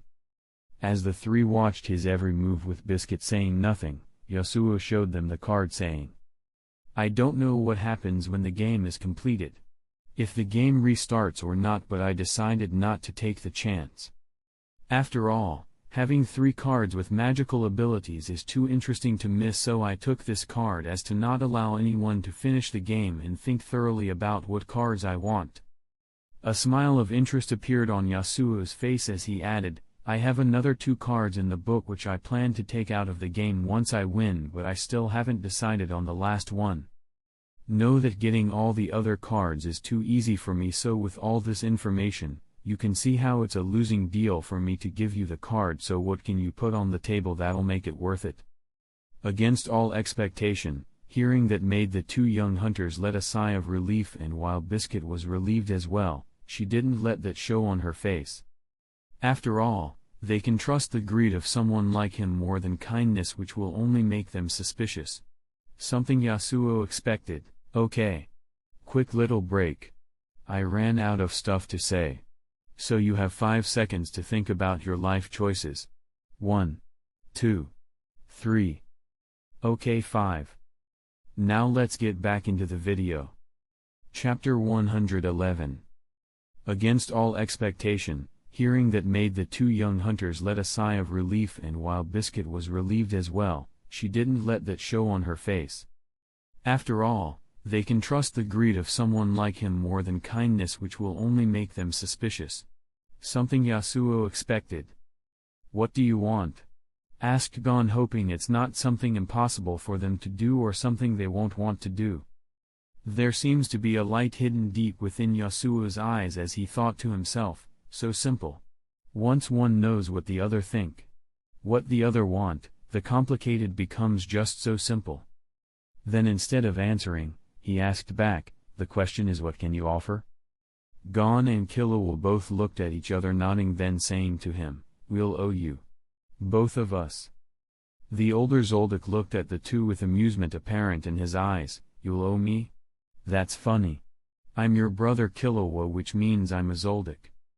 On top of that, I'm a 3-star hunter, so what do I win by you 2 owing me?" You must have investigated me a bit and knew that I ask for people to owe sometimes, but that's only for people I think I might need in the future, so provide a better offer. Gon frowned while Killua seems thoughtful, knowing that with most others it's useless to use family as a reason to do such favor, and that also applies to the man in front of him. Only to hear Biscuit sitting next to him remarked with impatience apparent in her voice, "Just say what you want without wasting our time. I'm sure someone like you already knows what he wants, so stop messing around." Yasuo raised his brows smiling. "Don't like me, huh? Well, you're right, I know what I want, because while I can easily collect all the other necessary cards myself, it will still take some time. So how about this, you two will still owe me one, and as I'm sure you know, the winner gets to take 3 cards out of the game, allowing it to be usable in the outside world. I want a spot, as you see, I really need that particular card." Gon frowned, then looked at Biscuit, whose expression didn't change even though she will be on the losing end if the deal is accepted. After all, the two did make an agreement with her that if they were to win, she gets a spot which will allow her to get the card she wants. The card called Blue Planet, and when the code word GAIN is uttered, it turns into a blue gem, one that exists only in Greed Island. There is another kind of card, however, a special kind of card that doesn't actually work inside the island or outside, just simple cards, as it won't make sense if they actually do. Cards that have special properties that will only work if one won the game. Such as the 2 cards within Yasuo's book. The card named Fickle Genie. This genie will grant one 3 wishes, but one needs to suggest 1,000 potential, significantly different wishes, and he will choose 3 from among them, and there is no cheating by asking for different increments of money. So if such a card worked using the code word GAIN, then anyone on Greed Island can use it, and even with the catch, it's still a strongly magical card. The other card is Poltergeist Pillow. It is one of the game's 100 designated slot cards, and so is required for a player to complete the game. This pillow allows one to roam around in your astral form, and this is the card Yasuo wants. Biscuit nodded towards him, saying with impatience still apparent in her tone, wanting to leave from Yasuo's sight as soon as possible, though the reason for such a reaction remains unknown. "Just go ahead and accept. What I want isn't that needed for me, so it's better if you finish the game." Even with her permission, the young Gon still seems hesitant. After all, reneging on promises isn't something he wants to do, but he noticed even Killua insinuating for him to accept, while the older Zoldyck just looked at this with amusement, knowing full well why she wants to leave. Fear is something normal for humans, normal for every sentient being that has emotions and desires, and that's what she's feeling right now in his presence, for reasons unknown to Gon and Killua, who are already under his invisible blades. "I accept."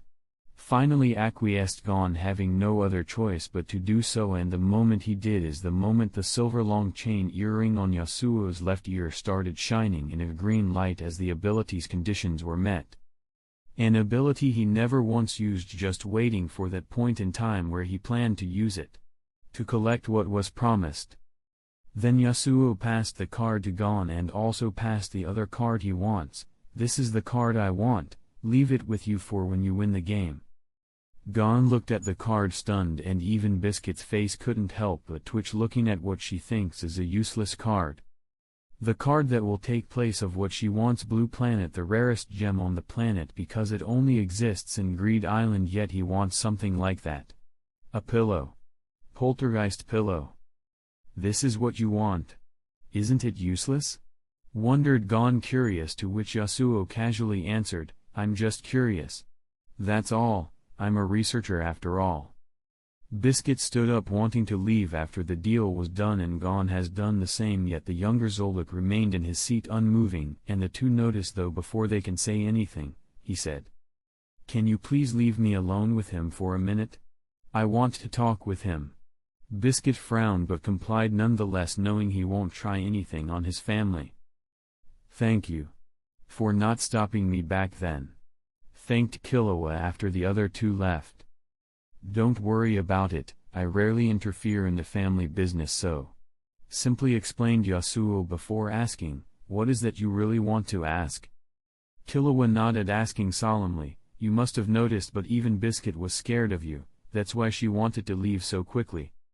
Though I don't know exactly why, I know that insinuates your strength, which should be at least at Illumi's level, yet even with your strength and influence all over the world and being a 3-star hunter, you're not the heir. Why? It's simple really, I just didn't want to be the heir, so I refused the offer. The simple answer left Killua speechless, bringing more questions than answers to him as he asked again. That means father wanted you to be the heir but you refused. Then how come I don't have the option to refuse? The older Zoldyck slightly smiled. That's also simple. Because you're weak while I was strong. After which Yasuo stood up, adding, I'll appear when you guys finish the game, so see you later. And before Killua can react, the man standing in front of him disappeared, not to be seen anywhere near, as if he was never really there. Killua got out of his daze, still not sure what really happened, whether he's just that fast that he looked like he teleported or he actually has a teleportation ability. The young Zoldyck walked out of the restaurant, noticing the two still waiting for him. Then they started walking away, with the two not asking about what he talked about with the other Zoldyck. Until Killua himself asked Biscuit a question, not able to hold back his curiosity. What did you see? I noticed your behavior in front of him, and while I focused my senses to estimate his strength, I wasn't able to sense anything. But you did, right? How strong is he? Biscuit's face lightly twitched hearing that and just started shaking her head while letting out a sigh. No, you're wrong. I saw nothing, nor do I know exactly how strong he is, but I'm sure he's stronger than me, but I don't know by how much. Killua frowned, confused. Then why were you behaving like that previously? Like you're afraid of him? Book. Uttered Biscuit, with the book appearing floating in front of her. She picked a card from it and uttered another code word, accompany, onto Sufrabi. Then a bright light surrounded the three as they started flying towards the city, landing in a place not far from it, and only then did she start explaining in a stern tone. I told you two to be cautious, yet you let your guards down completely. Why? That left the two stunned as they thought back on their behavior in front of him and how relaxed they were, how vulnerable they were to any attack. Sweat started coming down their spine as they realized just how easy it was to kill them at that point. Too careless. Chapter 112. I told you two to be cautious, yet you let your guards down completely. Why? That left the two stunned as they thought back on their behavior in front of him and how relaxed they were, how vulnerable they were to any attack. Sweat started coming down their spine as they realized just how easy it was to kill them at that point. Biscuit narrowed her eyes, adding, I don't know if it's an ability of his or not, but just staying near him made even me let my guard down for a second, and I felt that even when I fully put my guard up, just staying there made me slowly put it down again. A gradual effect that's too dangerous, especially if one is near him at all times, so next time, take note of that. To which the two young hunters solemnly nodded. All this happened while Yasuo lightly stroked his earring, making the bright light shining within them disappear as he stood on a tall tree somewhere on the island. His eyes closed, hiding whatever is within. A smile of accomplishment, knowing the king is within his hand, knowing that the battle is already won before it even started, knowing the future is set in stone, one's of his own making, the making of his own meticulous mind. As the glow on the earring died down, the man opened his strange eyes, looking into the sky and thinking to himself. 60%, huh? Perfect, though I could have gotten a higher percentage if I didn't want the card, however I needed it so he didn't feel like he owed me as much as he would have otherwise. Perhaps he would have owed me the maximum amount, which is 80%, but it doesn't matter, I already have much more than enough to do what I want. The Zoldyck started lightly stroking his earring while thinking of the previous. The long chain earring that never leaves his ear, always remaining there like his guardian angel, and to a certain extent that's exactly what it is to him. His conjuration ability, and what could be his second strongest ability, though a bit far from his control domain. It's also one of the primary bases of his plans, though its power depends on the person. If one can make use of it, and its power happened to be short-lived, so it's definitely a strange ability and it won't be long before he uses it. just as planned. And so, the boys continued on their journey enjoying the game, and just as they agreed, they despawned the card allowing them to have the option to take the quest like it's intended, which they did, though it proved to be more challenging than predicted, so they assembled a team strong and suitable enough to face Razor and his devils. And well, they succeeded despite the difficulty, getting the card again, though this time in their own way. They had to deal with some minuscule problems before and in between, but nothing that stopped the young adventurous soul within them.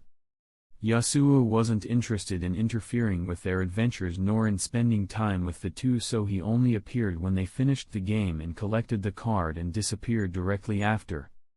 His next destination is his lab in the Kakin Empire, which happened to be built beneath Morena and Yasuo's house. The lab where he performs most of his experiments, just like this new one, a subject he was never able to touch upon, something he still can't sense even with his control domain, and that says a lot considering he can sense space at this point. A subject that remained unanswered for eons, with scientists and philosophers only coming as close as using their imagination or coming to the hard truth that what he wants to experiment upon simply doesn't exist. But again, people's perspective is a wonderful yet vastly different thing, especially when it comes to completely different worlds, because while such a subject remained a matter of whether one believes in its existence or not, here, it's different. This is a magical, fascinating world with limits far beyond his old one, so it's not that strange when the devil himself says he knows souls exist. His existence in this world is evidence of its existence, as unless someone uploaded his memories into a baby's brain, then it wouldn't make sense how he is alive and remembers everything. Another thing this insinuates, souls can hold memories such as his, and the same could be said to all the chimera ants who remembered their past lives, leading him to believe their souls have something to do with this. And souls aren't something the chimera ant's queen can affect, though there are still too many questions to be answered. Too many irregularities when it comes to such a vague concept. A concept he is curious about to such a degree that he chose that specific card instead of all the other available cards. A card that can help him touch upon such a vague concept, which is, thanks to the existence of Nen, energy magical enough to mess with the fabric of reality. And so, Yasuo could be seen in his lab with a simple white pillow in his hands, which he placed on a comfortable bed, then rested on the bed with his head on the pillow. He closed his eyes and almost instantly, he traveled between realities to enter the wondrous land called the Land of Dreams. Except he doesn't have dreams, he rarely sleeps, and even when he does, he doesn't dream. His complete control just won't allow such a variable to happen within his mind, though it's a natural thing that came with his control domain, yet what he can see now is so peculiar that it can only be a dream. He of course knows it's not a dream, this is why he got the pillow after all. A pillow that allows one's astral form to be able to wander at will, but one will turn into a real ghost if one does not return to one's own body within 24 hours. The description is quite vague, making one wonder about a few things. What is the astral form? If one turns into a ghost after that specific time is spent in that form, doesn't that mean the astral form is actually one's soul?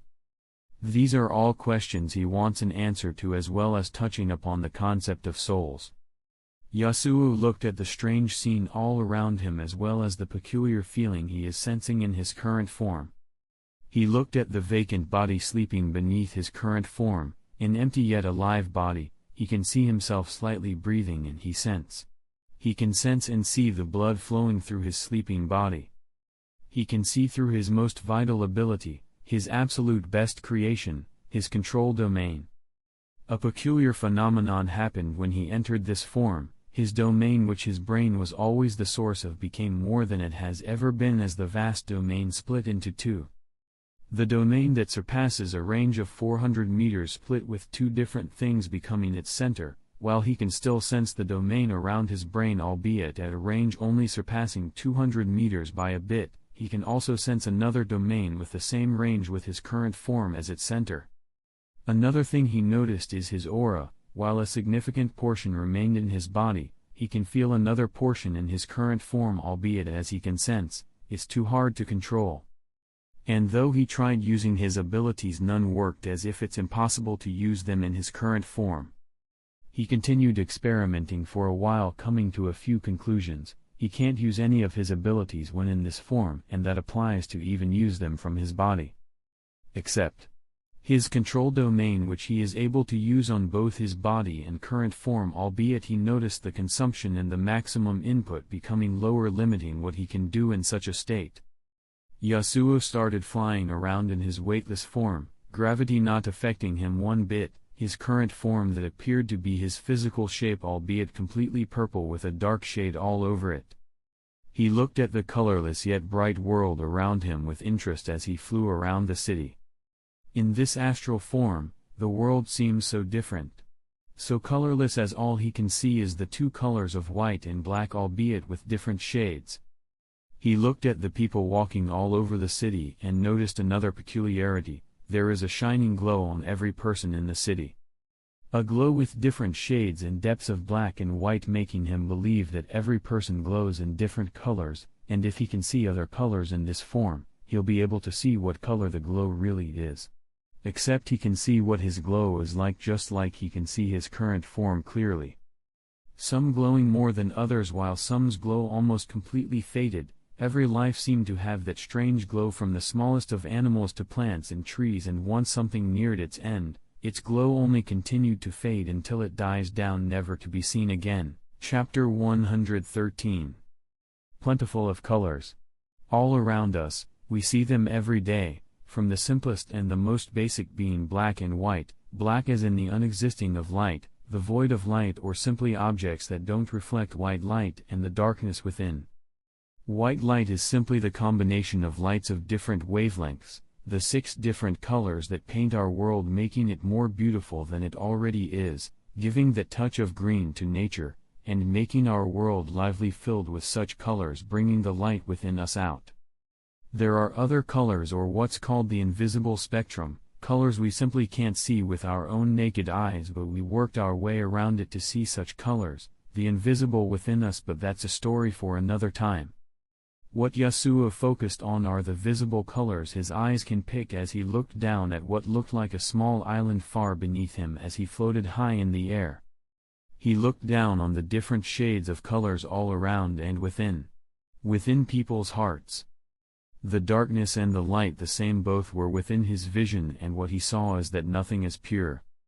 For every particular glow, there is another color or color staining it, as he knows no matter how beautiful that looks, that signifies how impure it is.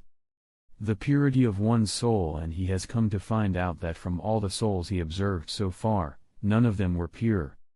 It just depends on how impure they are, and that applies to even his soul, which glows in a violet light decorated with dark spots all around, though some may beg the difference, finding stained a better description. All the colors that fly through the world, painting a beautiful picture, yet deep inside have more meaning than what anyone can imagine, just like Yasuo's color signifies what he really is.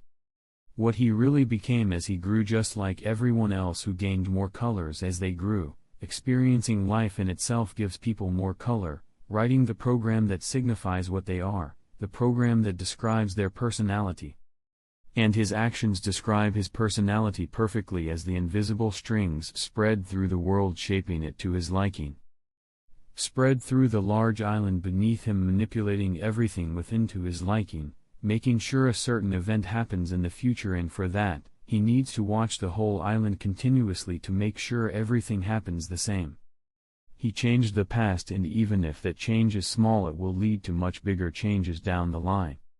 And it would have if he didn't actively make sure it doesn't, as if something doesn't appear to happen as the picture in his mind, he'll change it forcefully or change things prior in the past slightly in order to lead to the desired event.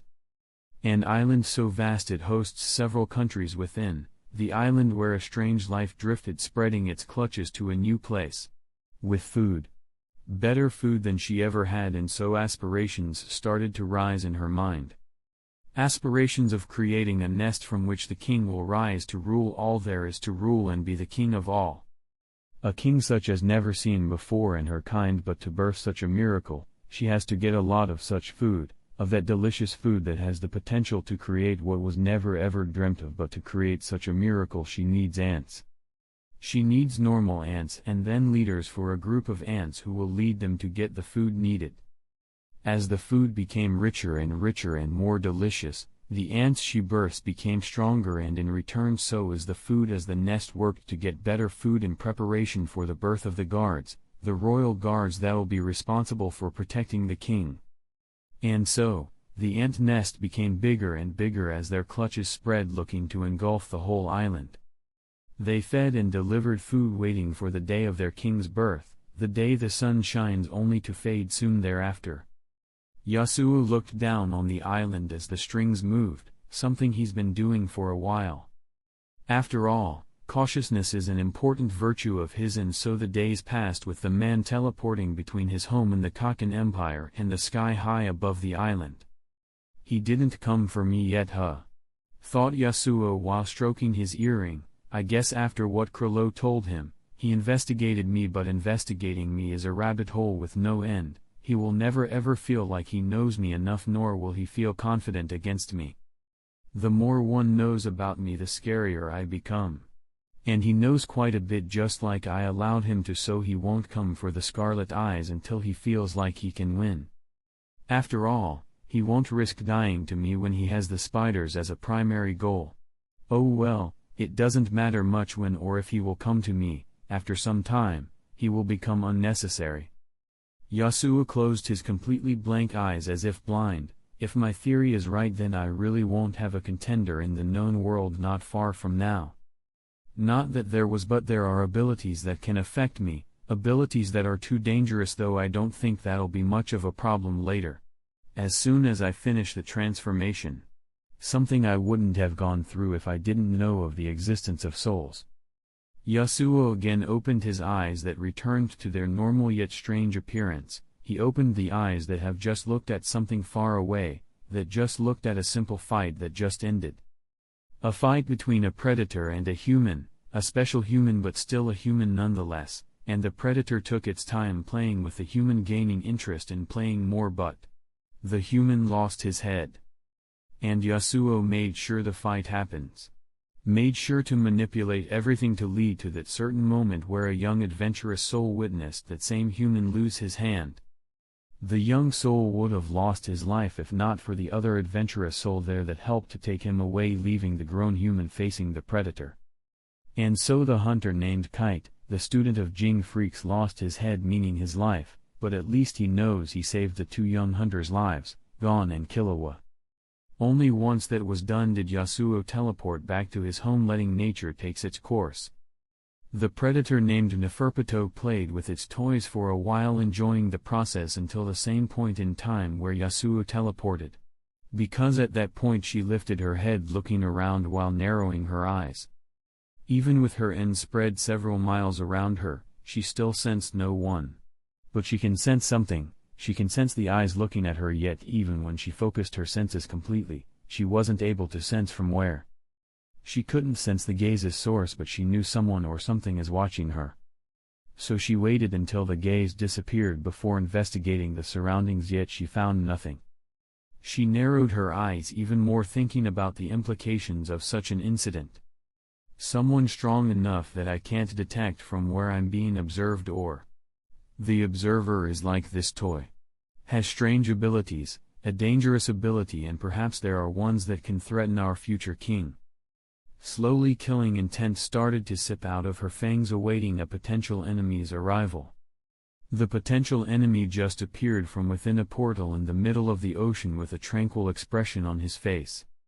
He looked back behind him, looking at nothing but the sea as far as the eye can see. The blue ocean that went for a vast distance, yet he looked as if he can see far beyond. She was able to sense my gaze, huh? Well, it doesn't matter much, everything is already set, so if the first plan didn't go as planned, I will just go with the other plans, and there is a 100% chance one of them will work. What's important is to get the king, and there are many ways of doing so. Gently smiled Yasuo, thinking of what's to come. He already got the king piece, but who's to say he is playing on only one chessboard? He stands high in the sky with the strings moving to his wishes through all the chessboard he can see, manipulating all the pieces he can see, and well, he happened to be able to see quite a lot. His vision has already engulfed most of the known world and it's working its way to engulf the whole world and much more. To a certain extent, everything is but a chessboard, so one can only wonder. How many chess matches is he playing? And how many is he manipulating from the shadows? One can only wonder. Chapter 114. His vision has already engulfed most of the known world and it's working its way to engulf the whole world and much more. To a certain extent, everything is but a chessboard so one can only wonder. How many chess matches is he playing? And how many is he manipulating from the shadows? One can only wonder. Yasuo took a sip enjoying the hot coffee, a delicacy he can never say no to. He stroked his earring with his eyes glittering as he looked at what his eyes can see. He was sitting in his lab in the Kaken Empire near the capital, a lab that only became more and more secure the more time passes. But with that, the things inside also continued to increase and become richer with new strange things appearing from time to time. And now, he is looking at his newest collection placed in an isolated large room with the genetic elixir machine. The collection is quite simple, really consisting of a special kind of animal, or as hunters call them, magical beasts, but these are not just normal magical beasts, these ones are special. A type of magical beasts whose creation is unknown, beasts whose source is a mother beast which drifted through the sea from an unknown location, drifted into that particular large island where it created its nest. Chimera ants. And tens of such ants could be seen in the lab in all kinds of shapes and colors, only ones that piqued his interest are the ones in the lab. Chimera ants with natural abilities that are useful or could be useful in the future, or simply ones that interest him. Yasuo of course didn't waste time since the incident between Kite and Pito. He made use of that time to study chimera ants thoroughly, especially the special bunch of them. He thoroughly studied their DNA, memorizing every sequence of it as well as doing several experiments on each of the specimens he has. And he made sure to get the best specimens he can, since he can't go after royal guards as of yet for a very specific reason. Those specimens consist of a few squadron leaders and other lower rank ants, though he has other targets in mind. Those are ones he can't take for now. So with that as a goal, he kidnapped a few ants here and there, leaving the ones that are useless to him or the ones that will be more useful when they awaken Nen and create their abilities. His experiments were quite simple, DNA-focused experiments, as this are what his future is gonna be for quite a while. DNA is the program that forms what we are and what we will be, how far we can go. It's the basis of life, something that passes down to the following generations, and if the process happens a certain amount of times, it leads to a phenomenon called evolution, a state of DNA changes that happens over a long time. The changes lead to a significant change in the entity, giving it new functions or making already existing ones stronger or in some cases, weaker or losing functions. The small changes in DNA sequences are a fascinating process that leads to some astonishing changes. And that's something he is planning to exploit fully beyond what anyone can imagine, and it took him a while to hear, and it's not long before he collects the rewards of his hard work. So Yasuo waited for that predicted call or meeting he will have with Netero, the Hunter Association's chairman and the one who can really see the threat of chimera ants. He will also see their obvious weaknesses as they're, well, quite apparent. The old man appeared within the Zoldik's property not long after that, just a few days after the king, Miriam's birth. He set up a meeting with Zeno, Silva and Yasuo beforehand. After all, this is an important matter, one that can endanger humanity as a whole if not taken seriously. The four sat down surrounding the round table with cups of tea and coffee placed on it, each with their own thing. Netero let out a small laugh while stroking his small beard, in contrast to his previously long beard, but he had to prepare for the incoming exciting battle, and everything little thing counts in his books. "It's been a while since we sat down like this, huh, old friend?" It really has. We've grown old yet we never seem to sit down. But well, things like this aren't for people like us, are they? Zeno responded in his usual casual tone with a hint of reminiscences apparent in it. Netero widely smiled, nodding, a behavior showing his current state of mind, looking forward to the next challenge. After all, Yasuo was a challenge.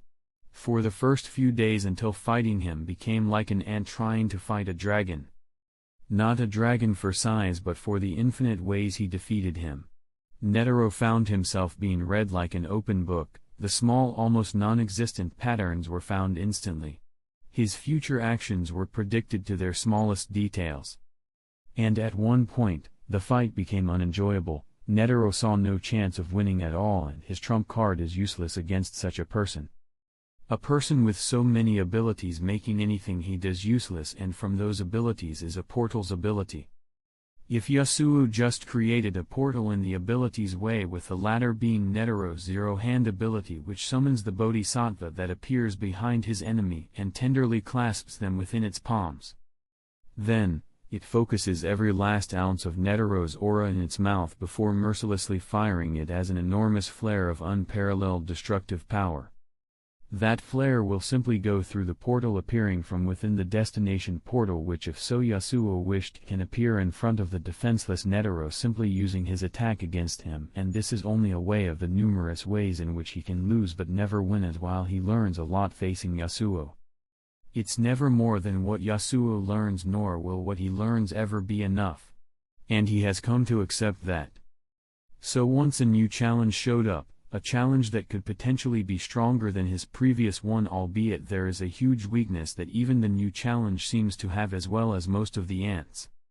All of them are newborns and their experience and wisdom are lacking no matter how intelligent they are. Once that challenge appeared, he decided to test himself against something or someone that isn't Yasuo, and if he failed, he'll just have to use some extreme measures. You're right, such things just aren't for us. Then Netero turned his head looking at Yasuo, who was casually taking sips of coffee, then asked, "So is everything going well, or do you need my help? It may not be that much but every bit counts." Zeno and Silva didn't quite get what he means. After all, Yasuo just won't tell them the information unless he has to, and Zig just can't tell them anything.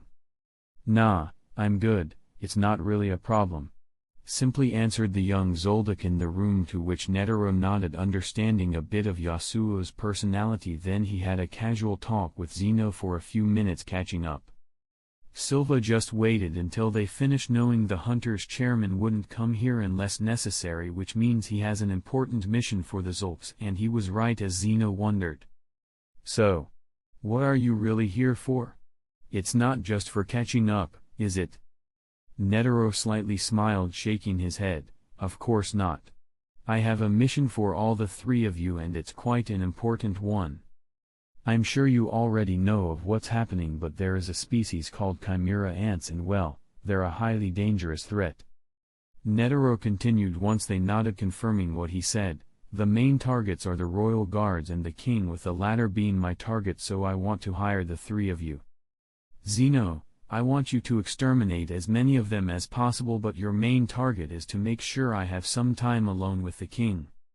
Netero then looked at Silva, adding, "Your target is just to exterminate as many of them as possible, and none of you should worry. If you deemed an opponent deadly even for you, then you can retreat." Then he looked at the last person in the room, the dark-haired man that seems to be in a daze, as if he has no interest in the subject, but Netero knows. He knows what kind of person this man is. He definitely already knows of the chimera ants and must have taken quite a few to research. Such strange creatures definitely won't escape his tight grasp. Netero's eyes gleamed for a split second before saying, "As for you, all I want you to do is to make sure the king is dead, as well as the other smaller ants. Without spoiling my fun, of course. I'm sure you understand my request clearly, and I presume you accept." Chapter 115. Netero's eyes gleamed for a split second before saying, "As for you, all I want you to do is to make sure the king is dead, as well as the other smaller ants. Without spoiling my fun, of course. I'm sure you understand my request clearly and I presume you accept. The tranquility never left Yasuo's face as he turned his face looking at Netero and answered, I accept. The black-haired man only stayed silent for a second before adding, I did my fair share of investigations on the ants, so I have a general idea of what's going on. So just call me when you decide to start, I'll be close by. As for the payment, just owe me one. And so Yasuo disappeared directly after, with Netero letting a sigh of relief hearing the confirmation, a confirmation that insinuates more than what appears. Yasuo went back to doing his own business, though of course not forgetting to watch the island regularly. This is an important incident to him, and to make full use of it, he needs to do a lot of things, including but not only collecting all the pieces. And a specific piece is his current target. The queen piece, which is the second most important piece in the chessboard he is playing, only second to the king. After all, even with the magical natural ability of the queen, he can still see something more in the king, a natural ability far above what the queen can do, but an ability that wasn't made use of to its fullest. So as the chimera ant queen muttered the name of the king to the onlookers, she breathed her last breath, much to the dismay of the people and the chimera ants in the nest. Losing their queen and their source of light was devastating, to say the least. This is a species that stands upon the shoulders of the queen, and their king appeared to be different than they anticipated. The ants grieved their queen's passing. Only the loyal ants did, because even in a well-built nest, a few rogue ants are bound to exist. This nest just happened to have a lot more of them, sentient ants that can clearly think and has their own aspirations and goals. And so the queen started being transported under instructions of the Hunter Association, since the latter is responsible for getting all the chimera ants' bodies. And that would have been fine if not for the two variables Yasuo and Periston, the Hunter Association's vice president. Their goals are quite different, as Yasuo simply wants the ants' bodies to study their biology, while Periston, well, wants a tool he can use if so he wished, and he prefers live ants in contrast to Yasuo. But well, the latter happened to have an ability suitable for the job, so efficient it left the ones transporting the body baffled. All they saw is the queen's body disappearing as if it was never there. Not even the Nen users at the scene were able to see what really happened. The body simply disappeared, never to be seen again. And just like the rest of the chimera ants' bodies Yasuo has, after studying them for a while, he starts a simple process of applying pressure from all sides on the body until it becomes a small piece of meat, as small as possible, though he isolated the queens from the other ones. After studying them thoroughly, he turned each body into a piece of meat and merged them all together into a smaller piece, as small as he could get them, though he didn't merge the queen's body with them. The special ones are left for a different time. Not much has changed when it comes to the chimera ants. I kept my influence to a minimum on the island. In fact, I made sure not to change anything on the island so that the nest grows like it was supposed to. That is what Yasuo thought as he lightly jumped, landing on the back of what could be described as a massive dragon, the Zoldyck family's personal pet. The plan is quite simple. Once we reach the island, we'll split into two groups as the job requires. You two will do your own thing, as will I, and we'll meet up after and go back the same way, else if you're not in the meetup place by that time, we'll go back on our own. Instructed Zeno, who is comfortably sitting on the dragon's back beside Silva. Yasuo sat down on the dragon's light green fur, nodding. I shouldn't take long, but if my mission took more than predicted, then yeah, you can go. As the young Zoldyck finished talking, he lifted his hand, focusing his aura a few meters in front of the massive dragon. The aura started to form into a portal only after 1 second passed, a portal big enough for the dragon to pass through. Draco. Go. Ordered Zeno while lightly caressing the dragon. The latter let out a loud roar before jumping towards the portal while using his wings to increase his speed fast enough for what's beyond the portal. And that speed helped a lot, as when they appeared from the destination portal, all they could see is an ocean, an unending ocean as far as the eyes can see. Though the portal appeared high enough in the sky to allow the Draco to use his previous speed and wings to fly. And fly he did. A strange flight that would baffle the onlookers if there are any, but in the middle of the ocean. The surroundings just looked desolate, as if no soul passed the area forever. Only a few seconds passed before another portal appeared in Draco's way, and he bravely went through the unknown window. A dark window with no apparent destination, and it seemed as if it's an everyday occurrence for the dragon, as if he was trained for doing just that. So he went through the dark portal, appearing still in the middle of the ocean. He went through several portals after that until the scenery finally changed completely. And in front of their eyes, there was land, something they haven't seen for a minute or so. That's just how far Yasuo has come. Even with portals as massive as these ones, he can still travel from one continent to another in a matter of a minute, and that says a lot considering how far the vast island in front of them from the Enrica continent. The island on which chimera ants inhabit, and Draco continued flying until he went through a portal, the last one, as they have reached their destination, which is the Republic of East Gorto. This is where most hunters are, since the king and the royal guards took over the royal palace, basically performing a massacre as they spread their clutches to the whole country. The dragon followed Zeno's continuous commands perfectly until he landed at the meeting place. The place agreed upon by the Zulfs and Netero, with the latter already expecting their arrival, as he could be seen waiting along in the high hill. Not a green hill, but a crisp one, just like the other surrounding hills. It is the south part of the known world, and in this world, this area is quite hot, and it only gets hotter the sooner one goes, though even with the temperature, one can still feel the breeze passing by, as this area is also a bit windy. A hot breeze that didn't seem to trouble any one of the four. "Well, you arrived perfectly on time, just as you said," lightly remarked Netero while stroking his beard. "Well, well. We have someone with an interesting ability, as you already know, so transportation became easier," remarked the other old man in the area, Zeno, while lightly caressing his long mustache.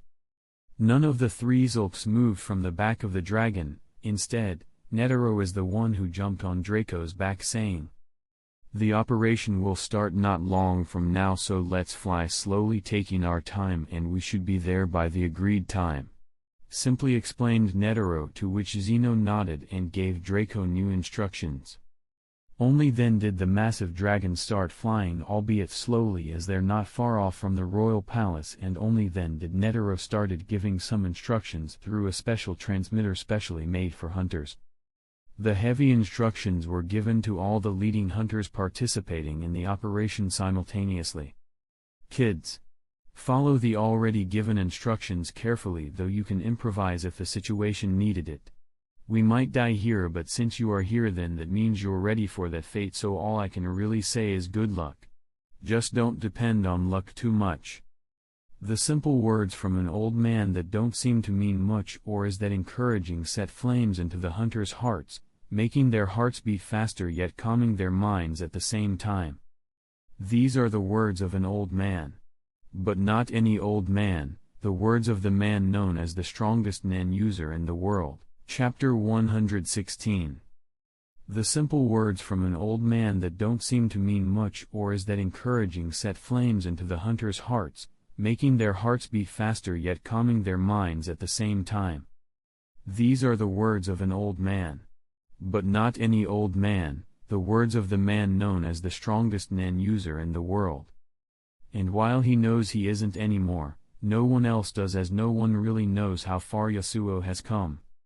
It has been quite a while since they had any spare, and even when they did, who's to say Yasuo was using his full power and doing his best? Then there was silence. A long silence, as all the sound that could be heard is the sound of the heavy wind due to the dragon's relatively fast speed, a wind that didn't seem to affect the four monsters as they remained firmly put on the massive dragon. "Until time has come to split up," as Zeno said again. "This is enough. We will split up here and you go do your own thing." To which Silva nodded in understanding, though he didn't make any move. Instead, he stayed put on the dragon's back in contrast to the other three. Zeno slowly stood up as he started performing a strange motion as if he is gonna release something from his hands, as he put his hand together close to his chest and then changed their position so his palms faced the dark night sky in front of him. Then, Ha! A pushing motion fast enough to create a small sound wave in front of him, but that is not solely what happened, because as his arms extended completely, his massive aura started to flow out of his palms at an astonishing rate. It flowed without a stop as the bright golden aura started forming into something he believes in, the Zoldyck family's motto. A dragon, a slim yet extremely long golden dragon completely formed by his aura alone, his well-polished aura that created a beautiful piece of art. Beautiful yet so dangerous. Yasuo, Netero, and Zeno all jumped on the golden dragon, each standing perfectly somewhere on its slim back, and only then did Draco change his flying direction according to Silva's instructions. The monsters split into a group due to the differences in their goals. The three has the royal palace as a goal, as a direction to go to, while the Zoldyck family's head has another goal in mind, yet that didn't lower the danger of the trio much. Well, according to what the eye can see, the danger was only lowered a bit. But there is something invisible, something all around the island. There is that invisible danger that no one can account for, that even Netero can predict, but he at least knows of its existence. The old man lightly stroked his beard, looking at the danger that looked harmless, quiet, and tranquil, but Netero at least knows to what the danger's eyes shine. They shine towards the mysteries of the world, towards what the danger doesn't know and what piques his interest, and that happened to be a common enemy for them both. And even with all the variables surrounding Yasuo, with all the unpredictable things he can do, Netero knows there is a mystery named the Dark Continent, an unknown mystery and an attractive force that can bring even the toughest of minds to its arms. The land of danger yet treasures all the same, and he knows Yasuo has that as a goal, so humanity is safe. For now. In the darkness of the night, the golden dragon seems to shine brightly in the sky, and would have been completely visible to NEN users if not for the fact it's flying high in the sky, high above the clouds. The dark clouds formed a tight barrier protecting them from the predatory eyes of the enemy, yet even that wasn't able to defend against the instinct and the extraordinary senses of the predator. Of a particular predator whose senses are only rivaled by Yasuo himself. Pito, a royal guard whose senses are matched by only the king among the chimera ants. A humanoid cat with wavy white hair. Her cat-like ears and tail were covered with yellow and white fur, respectively. She had ruby red eyes, and her knees had demarcated joints like insect legs. Neferpito's hands were slightly larger than an average human hand. Her clothes were a blue overcoat with 6 yellow buttons and cuff links, shorts and orange socks with thin black stripes, and a pair of blue shoes. The humanoid ant looked up into the sky, the dark sky with nothing to see but. She has a feeling that there is something more beyond the dark clouds, something even darker than the clouds. She instantly jumped to the highest building of the royal palace. At the highest point of the building she looked at the sky, crouching with her senses focused completely. Enemies, she thought. She detected the invisible tiger's fangs coming with her instincts alone, animals' instincts honed to the extreme, and she trusted her instincts completely as she became convinced that far above, there are enemies. So instead of her enveloping the whole royal palace and the surroundings, she retracted before releasing it again. The difference is that this time, it's focused solely on the sky above, the dark sky where the enemy lies. And it was at that moment that the enemy appeared with vision, not just Pitos but even Shapoof, another royal guard. Unlike the other royal guards, Shapoof bore a more human resemblance. He looked like a young adult, with a tall and lanky frame, thistle-purple skin, and short dark blonde hair, covering up his forehead and ears. The only insect parts that Poof had were his multicolored butterfly wings and antennae. He wore a frilly white shirt, black pants, and a pair of black shoes. Poof noticed Pito's strange activities, her retracting her massive N and redirecting it to the sky, so he naturally came to the conclusion that enemies are coming from high above the sky, as they only came within his vision a second later. What appeared is something that startled them for a split second. What appeared is an enormous golden dragon. A shining dragon that lit the dark night aflame so bright it became a sun in the middle of darkness. A distraction. A distraction from the real enemy astride the dragon's back, but Pito's unrivaled N, which can engulf several miles around, is just that monstrous, as when she focused it in one direction towards the sky, she was able to look far high into the sky, coming into contact with the golden dragon and what mounts the dragon. Two people, two old men, and she measured their capabilities instantly, at least their outward capabilities. After all, Nen is just that much of a variable. They of course sensed the predator's capabilities as well, ready for what it has on its sleeves. Pito again retracted her Nen, though this time for a different reason. This time she focused her Nen completely on herself, entering her complete battle mode, readying her fangs to shred the enemy apart. An enemy of her king shouldn't exist, is what she thought. A mistake, thought Zeno. She made a mistake fitting of a newborn, no matter how intelligent she may be, and so the next phase of the operation started. The reason why they needed the dragon to come down from the sky. A distraction. While his next move's power is significant, against enemies such as the royal guards, it's but a mere drop on a lake, it just won't affect them. But that's not its real purpose, it's simply a distraction, a camouflage for the hunters to pass, a distraction happening at the exact moment it's been instructed by Netero. The same moment the countdown ended and the hunters began the hunt, each with their own goal. And so the massive golden dragon split into a myriad of small shining dragons that rained down upon the royal palace. A fascinating scene as the shining dragons twinkled in the sky like the shining stars in the darkness of the night. Dragon Dive, Zeno's ability. Where are they? Is what Pito thought, losing sight of the enemy who seems to disappear between the incoming stars. An experienced enemy, a dangerous enemy. The two old men suppressed their presence, appearing as if they vanished amidst the shining dragons. But faced with the threat to the king, Pito's senses, now sharpened to their absolute limits, guided her to the intruders with ease as she jumped, using her special legs that are made just for that. What is more dangerous than the downpour of countless dragons? Are the humans within, as Pito appeared near them within a second only to be stunned looking at the completely unexpected scene before her. Another human she didn't sense, she didn't see even with her N, yet he seems to be casually falling with the other two, paying her no heed. Chapter 117. What is more dangerous than the downpour of countless dragons? Are the humans within, as Pito appeared near them within a second only to be stunned looking at the completely unexpected scene before her. Another human she didn't sense, she didn't see even with her N, yet he seems to be casually falling with the other two, paying her no heed. When she spread her N high to the sky, she clearly sensed the two old men, Netero and Zeno. She sensed their shape and got a general idea of how they look, and when they came within her vision, which happened to be miles away, she saw their appearance clearly, yet she didn't see the person she is looking at right now. The dark-haired slim man who is wearing a tight long-sleeves black shirt that showed his perfectly fit body and his well-defined muscles, black pants, and simple black combat boots. The long chain earring on his left ear seems to strangely make no sound, as if it's blocked from ever reaching anyone else's ear, even hers. The man didn't seem to be paying any attention to her at all. Instead, his strange eyes seemed to look at the palace as if observing something.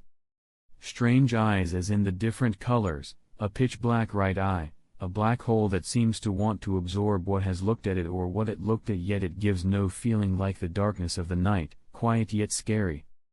And a silvery left eye, one that gives the onlookers a feeling of chilliness, like a being foreign to their kind is looking with its predatory eyes. She wasn't given enough time to observe the unknown danger before she sensed something else. And she heard something as she turned her head, looking at the old man looking down on her as he let out a small laugh. Ho ho, I've anticipated taking different kinds of attacks, but that's a bad move, little ant. And you made a mistake. Emotion started as he said that, and she sensed the oncoming threat and wanted to activate her ability. Her fighting ability Terpsichore, an ability she didn't directly activate due to her bafflement noticing another person she didn't sense. A mistake, as Netero pointed.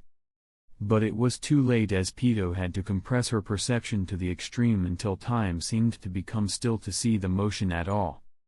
The hand motion performed by Netero in a matter of time incomprehensible for her body, as she wasn't able to move at all until she felt it, the attack that came from a position completely unpredictable to her. The hand that came from below him and seems to gently touch Pito, sending her flying far away. "I'd appreciate it if you disappeared into the distance," remarked Netero before asking directly after, "What do you think about the ants?" The question seems to be targeted towards the young Zoldyck falling down not far from him, and Yasuo provided his point of view. "Physically stronger than us, and so is its aura amount, but the same couldn't be said for its proficiency. It's good but could be a lot better, and the ant is inexperienced, and it could even be said that it's innocent in its strange way." Netero stroked his small beard, nodding, "That they are. They are newborns, but they're learning and growing, becoming more dangerous." The ant was sent flying far away, and they continued their flight down, not resisting the gravity trying to put them down to the ground, and they accepted gravity's embrace. And so did the rain of dragons as they pierced through the palace. And then Yasuo thought, stroking his earring, almost. "If I didn't slightly control the result of Dragon Dive, she would have died? Small changes lead to bigger ones, huh?" His strange eyes seemed to peer beyond what anyone can as he looked at the palace, looking at what's within the palace, the little girl named Komugi, and what he considers a vital key for his plans, and those plans are about to unfold themselves. Small changes in the past lead to massive changes in the future, as just him being there changed how Zeno controlled his ability a bit. His Dragon Dive ability that would have caused fatal harm to Komugi was gonna kill her, all due to his existence. All due to the fact that the Golden Dragon was at a location different from what it would have been if he didn't exist, and a different location means that the reign of small dragons is different as well. And Yasuo couldn't allow such a change to happen, so just like what he was doing for the past few months, he started manipulating the invisible strings to make things as he wished them to be. And he did just that, manipulating the impact of the falling rubble to only cause fatal wounds similar to what would have happened. As for the small dragons, any of them just touching her means certain death. The three fell from high in the sky to the middle of the royal palace perfectly, and like a feather falling to the ground, they landed spectacular and elegantly, in elegance and grace fitting people of their stature. Complete control is what Yasuo has over his body, complete control of every small muscle of his body, to every speck of blood running through his veins. A combination of all the years of training and his control domain allowed such a thing to be possible. So every expression Yasuo have, or will have is what he himself allowed to appear. His complete control allowed him to be unreadable, not from his heart rate, not from the blood within. He is an absolute mystery. So, when Yasuo elegantly landed and looked in a certain direction, then raised his brows, something they clearly noticed. The king is on that way, and there is someone else within the room, and it's probably a human, whose life signals are going down quite fast. Zeno narrowed his eyes and started heading in that direction, with the two following closely behind him without Yasuo using his portal's ability, as they prefer to keep it secret just in case. They landed on another building, the building where their goal lies, a building other than the main building, as this is where a certain girl is, the fatally wounded girl. The three walked inside the room, a slightly broken room, as even the door is in rubbles, and debris could be seen all around, as well as the pool of blood in the middle of the room. The two felt something before even entering the room, felt the dark aura spreading from within, dark enough to let them know the emotions of the creature within. And they saw the creature within. He has a rather humanoid build for an ant. A muscular and toned build, despite his relatively small frame as compared to his servants. He had two long antennae on his ears and a large shell-like armor over his head that resembled a helmet. There were dark pigmented areas on his arms, legs, chest, and head. He possessed a powerful tail equipped with a stinger that served as his weapon. Both his hands and feet had only 4 digits each. This is the Chimera Ant's King Miriam, though he doesn't know his name as of yet, but they know his general description, and their extremely honed senses picked those signs of danger ringing within their mind, depict what that the monster in front of them represents, yet they didn't put their guard up. They didn't put their guard up because their eyes and senses can see what the scene in front of them represents. The monster crouching with a girl in his embrace, a white-haired girl wearing a long white dress, one that became white no more due to red blood painting it in its color. The king seems to be embracing her gently with nothing but tenderness, something they didn't expect from someone like him. From the predator, such emotions just weren't expected, so they made no move, knowing the scene is the result of their doing. Zeno turned to Yasuo asking, "You weren't able to sense her?" Yasuo just shook his head without a change in his expression or tone. "No. Well, I sensed a life signal here, but I naturally assumed it's one of the chimera ants, perhaps a young one due to the weak signal, so I didn't care." That is Yasuo's simple explanation, an explanation fitting for someone like him, as Zeno knows that in contrast to him, Yasuo doesn't care about rules, nor does he care about innocent lives, as in even if he killed people that he wasn't hired to kill, he still wouldn't care. He is similar to Illumi and Kikyo in that regard, and to a certain extent even Silva. The question is, why would he want something like this to happen to her? In their minds, there is no reason, so the two didn't doubt what he had to say. Though he doesn't care much about whether they believe him or not, instead, he just observed the strongest chimera ant within his vision with interest apparent in his eyes. Chapter 118. The question is, why would he want something like this to happen to her? In their minds, there is no reason, so the two didn't doubt what he had to say. Though he doesn't care much about whether they believe him or not, instead, Yasuo just observed the monster within his vision with interest apparent in his eyes. His vision, which can see more than anyone can imagine, his control domain which always activated, seems to want to look deep into the king's soul, no phased at all by the aura the latter is releasing. It was at that moment that Pito appeared in the room looking at the scene stunned, and only a second later did the dark aura around the kind disappeared as the usual neutral expression returned to his face. He looked at the still baffled Pito, saying, "Pito. Heal Komugi. I'm counting on you." The baffled Pito became even more stunned hearing that voice, the voice of her king that exceeded common consent or refusal. She felt it. She felt something wetting her cheeks, tears as excitement filled her body hearing her king's order, and she swore to fulfill it even at the cost of her life. The two old men remained motionless as they felt that trespassing on someone overflowing with so much love towards a single life was an act reserved for people with little knowledge of proper conduct. They weren't such people, so Zeno remarked as if he felt nothing, but only he knows the emotions he's feeling inside. "This is turning out to be different from what you told me." Netero didn't respond even though he felt the same way. Instead, he just watched the simple action of Miriam gently handing Komugi to Pito and Pito activating her ability instantly. Dr. Bly, the giant doll conjured by Neferpito, used only to surgically treat injury. It is equipped with countless medical tools that can be used to provide first aid as well as perform major surgeries. A mortal wound to the stomach can be treated in less than 1 hour, a severed arm reattached and fully healed in 2 or 3 hours, and destroyed corpses can be reconstructed to be later manipulated. This is the ability she's using to treat Komugi, and also the one she's using to manipulate Kite's corpse. The king slowly stood up as Pito started activating her ability and started looking at the 3 individuals that are also looking at him, and to a certain extent, he can estimate their level of power except for the dark-haired man that stood behind the 2 old men. While he can judge his physical capabilities, that's all he can see. Even with his senses focused on him, the man gives an air of harmlessness and tranquility.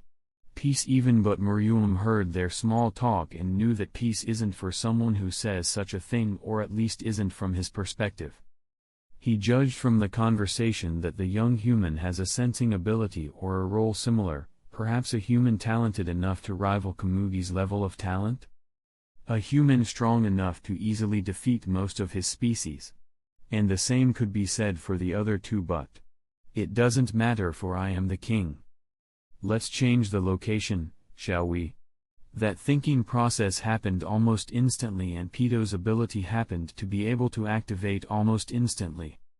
The two old men noticed her nen construct appearing as their senses of danger they honed over the years started ringing, making them realize the grave mistake they made. They let their guard down, but their different level of experience leads them to have completely different reactions. Netero became used to having to make decisions at an extremely fast rate, so fast in fact that he found his next course of actions quite easy, so easy he couldn't help but be thankful for all the sparring he had with Yasuo. His sparring with Yasuo, which as expected is a level of sparring incomprehensible to even some of the stronger nen users, and one of their strong suits happened to be speed, and Yasuo as well, quite fast to say the least, to the point that the speed the king has just shown is something he's used to. So his guard was put up instantly, ready to summon his Hyakushiki cannon, the golden statue that will hold him in its light and scare the darkness away, but he noticed Miriam's course of action and determined it's not dangerous. As the moment Miriam said that, he walked, or so it seems from some's perspective, as he just slowly walked between the two old men like time is frozen around him, but Netero was able to see the scene clearly in contrast to Zeno, who barely noticed anything. Negligence can do that to someone. Yet against Miriam's expectation, there was someone that didn't make any movement. The human didn't blink, nor did even a single muscle of his body twitch, nor did his eye follow the king's movement. He just stood there like he noticed nothing. Like he has no idea a monster is walking past him. Instead, the young human asked one of the old men, casually breaking the tense atmosphere with no care in the world. "I will continue the mission as agreed, but do you want me to go with you as well, or stay here and make sure everything goes well?" Netero shook his head, letting out a sigh, finding the situation bizarre. Two monsters in the same room, and I don't know which one is more dangerous. No, I know. I know very well. Miriam is more dangerous to humanity while Yasuo is. I don't really know. And what is scarier than the unknown? Thought the old man as he wanted to answer, though before he could he heard the king, who is still walking, make a remark. Or an order. No. Both of you will come. A statement like he won't accept otherwise, as a degree of God. A statement that was easily predicted by Yasuo, as he simply answered, not bothered at all, "Sure." And so the three humans walked, following closely behind the king, who didn't seem to be affected by Yasuo's casualness. One of the old men, however, blamed his carelessness, as even though he knows Yasuo's monstrous talent, he knows this isn't just due to talent. He just let his guard down, something he shouldn't have allowed. "Proceed," remarked the king as they left the room, with the darkness in the sky coming within their vision again. He added, "A simple plan. Causing confusion to separate me from the royal guards while minimizing human casualties as much as possible, but what you have yet to realize is that it doesn't matter. If the royal guards are with me or not, that just doesn't matter. In the end, you'll lose. So proceed." Zeno didn't seem to care much about the word, for the contract with Netero became void the moment something like an innocent person getting hurt happened because of him, so he did one last thing for their friendship's sake. He got into the same stance he had when he manifested the massive dragon, and from within his palm, a golden dragon was formed, one that looked similar to the one before, albeit much smaller. The golden dragon flew into the sky, with Netero jumping on it and taking a seat, while Miriam jumped and clutched on one of the dragon's legs, with his tail appearing as if he is simply floating in the sky. Yasuo, on the other hand, just lightly jumped on the dragon's back and remained standing on it, and no matter how heavy the wind is due to the dragon's speed, it did nothing to move him from his place. Yasuo didn't mind going with them, as it mattered not. The king has taken into consideration Yasuo's unknown strength and personality traits, and knew at that moment that leaving him within the palace could be dangerous to the royal guards and to Komugi. In Miriam's eyes, Yasuo appeared to have no care for his species' lives, no matter whether they're enemies or not, nor did he have any consideration for the frail life that is Komugi. So if he was left there, then what's going to stop him from taking advantage of Pito's state of weakness, as her ability forces her to enter the state of Zetsu, making her powerless against people as strong as the three humans he just met. At the same time, the scene was being seen by the eyes of the young hunter, the formerly bright cheerful hunter whose eyes started darker and darker as the darkness within his bright heart started consuming the light within, setting aflare a sequence of events to Yasuo's liking. The young adventurer named Gon saw the king leaving the room and saw the three of Yasuo, Netero, and Zeno leave the room.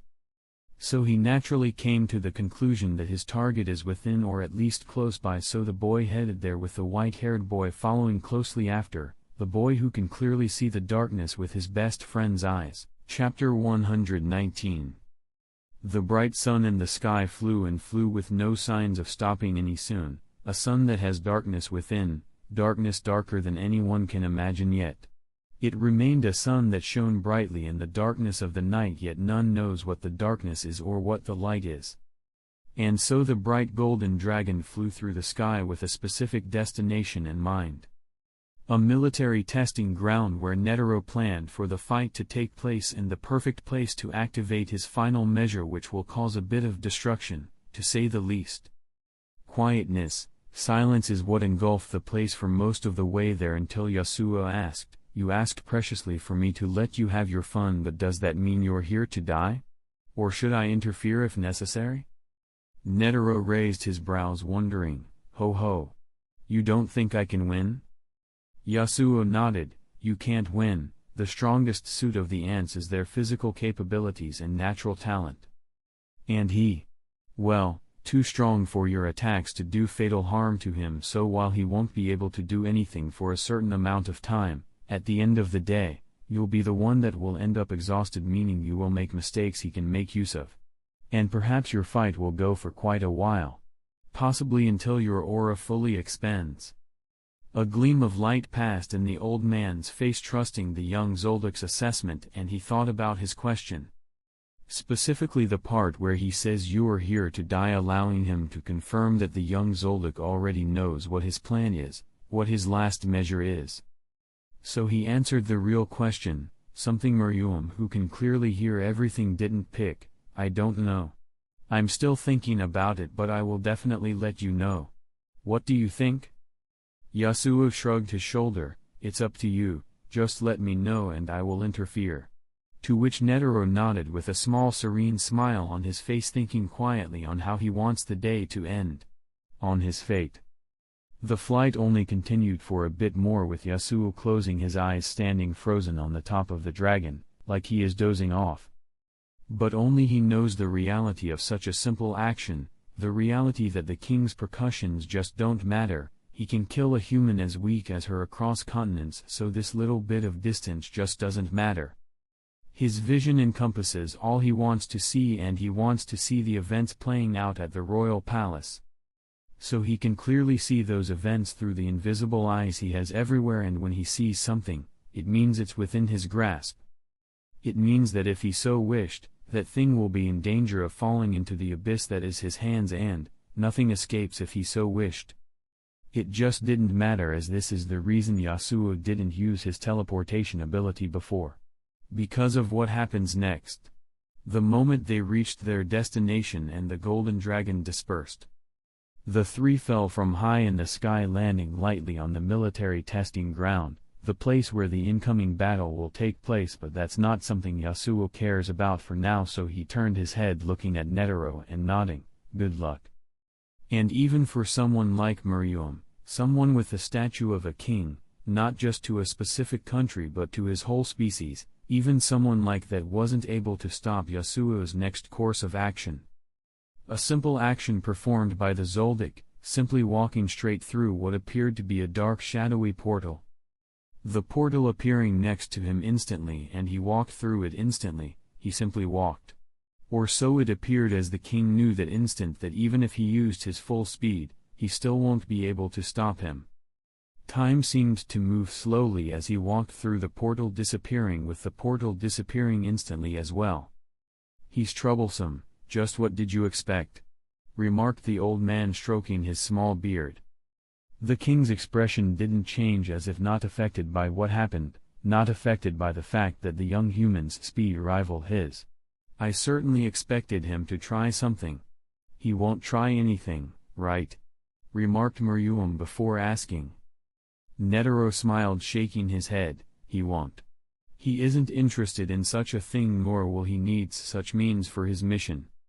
And just so you know, his mission is quite simple: make sure the king and the royal guards are no more by the end of the day, so he won't interfere unless he has to. A confusing conversation, with one asking a vague question then the other one responding by a confusing answer, but they understood what the other meant quite clearly. The old man understood what the king's question was really about, and the king knew Netero would understand, and the latter didn't mind explaining. Albeit if that's the truth or not is something only Netero knows. However, that didn't stop the king from making his own assessment and determining that it will take more than 10 minutes to go back to the palace, so if the young human's trick was what he thinks it is, then going back is useless. So the king decided to ignore what the human might do and instead put some faith in Peto and the order he has given her. Without any change in his expression, the king sat down, keeping his thoughts to himself, while Netero raised his brow, noticing his strange action and that lead to a sequence of events that lead to their fight. In the same room where innocent blood was splattered, where the life of an innocent white-haired girl was almost lost. The room where Peto was left healing the little girl called Kamugi. In that same room, another person could be seen sitting motionlessly not far from the crouching Peto, and another person nor far behind him. Peto has most of her attention focused on the patient next to her, her patient who happened to be Kamugi, who is being treated by her ability Dr. Blythe. The other person in the room is a young boy who has an emotionless expression on his face, but one can clearly notice the pent-up emotions within his eyes and the darkness within. They say the eyes are the window to the soul, and in this case, it fits perfectly. Not far behind Gon is one of the royal guards, who just stood there with his eyes narrowed. The silence between the three continued for a few seconds before a strange event happened. A dark circle appeared within the room from which a human walked from before it closed, and Peto happened to know that human, the same one she couldn't sense and the same one that was with the other two humans. Also, the one who was ordered by the king to go with them as well. Realizing what that could mean made Peto's eyes widen as she wondered, with a hint of desperation apparent in her tone, what happened to the king? And Poof picked that desperation as clear as day. After all, one of his abilities is to be able to sense emotions, an ability he uses quite well, as that's not its only use, but just sensing those emotions caused Poof's emotional state to become unstable.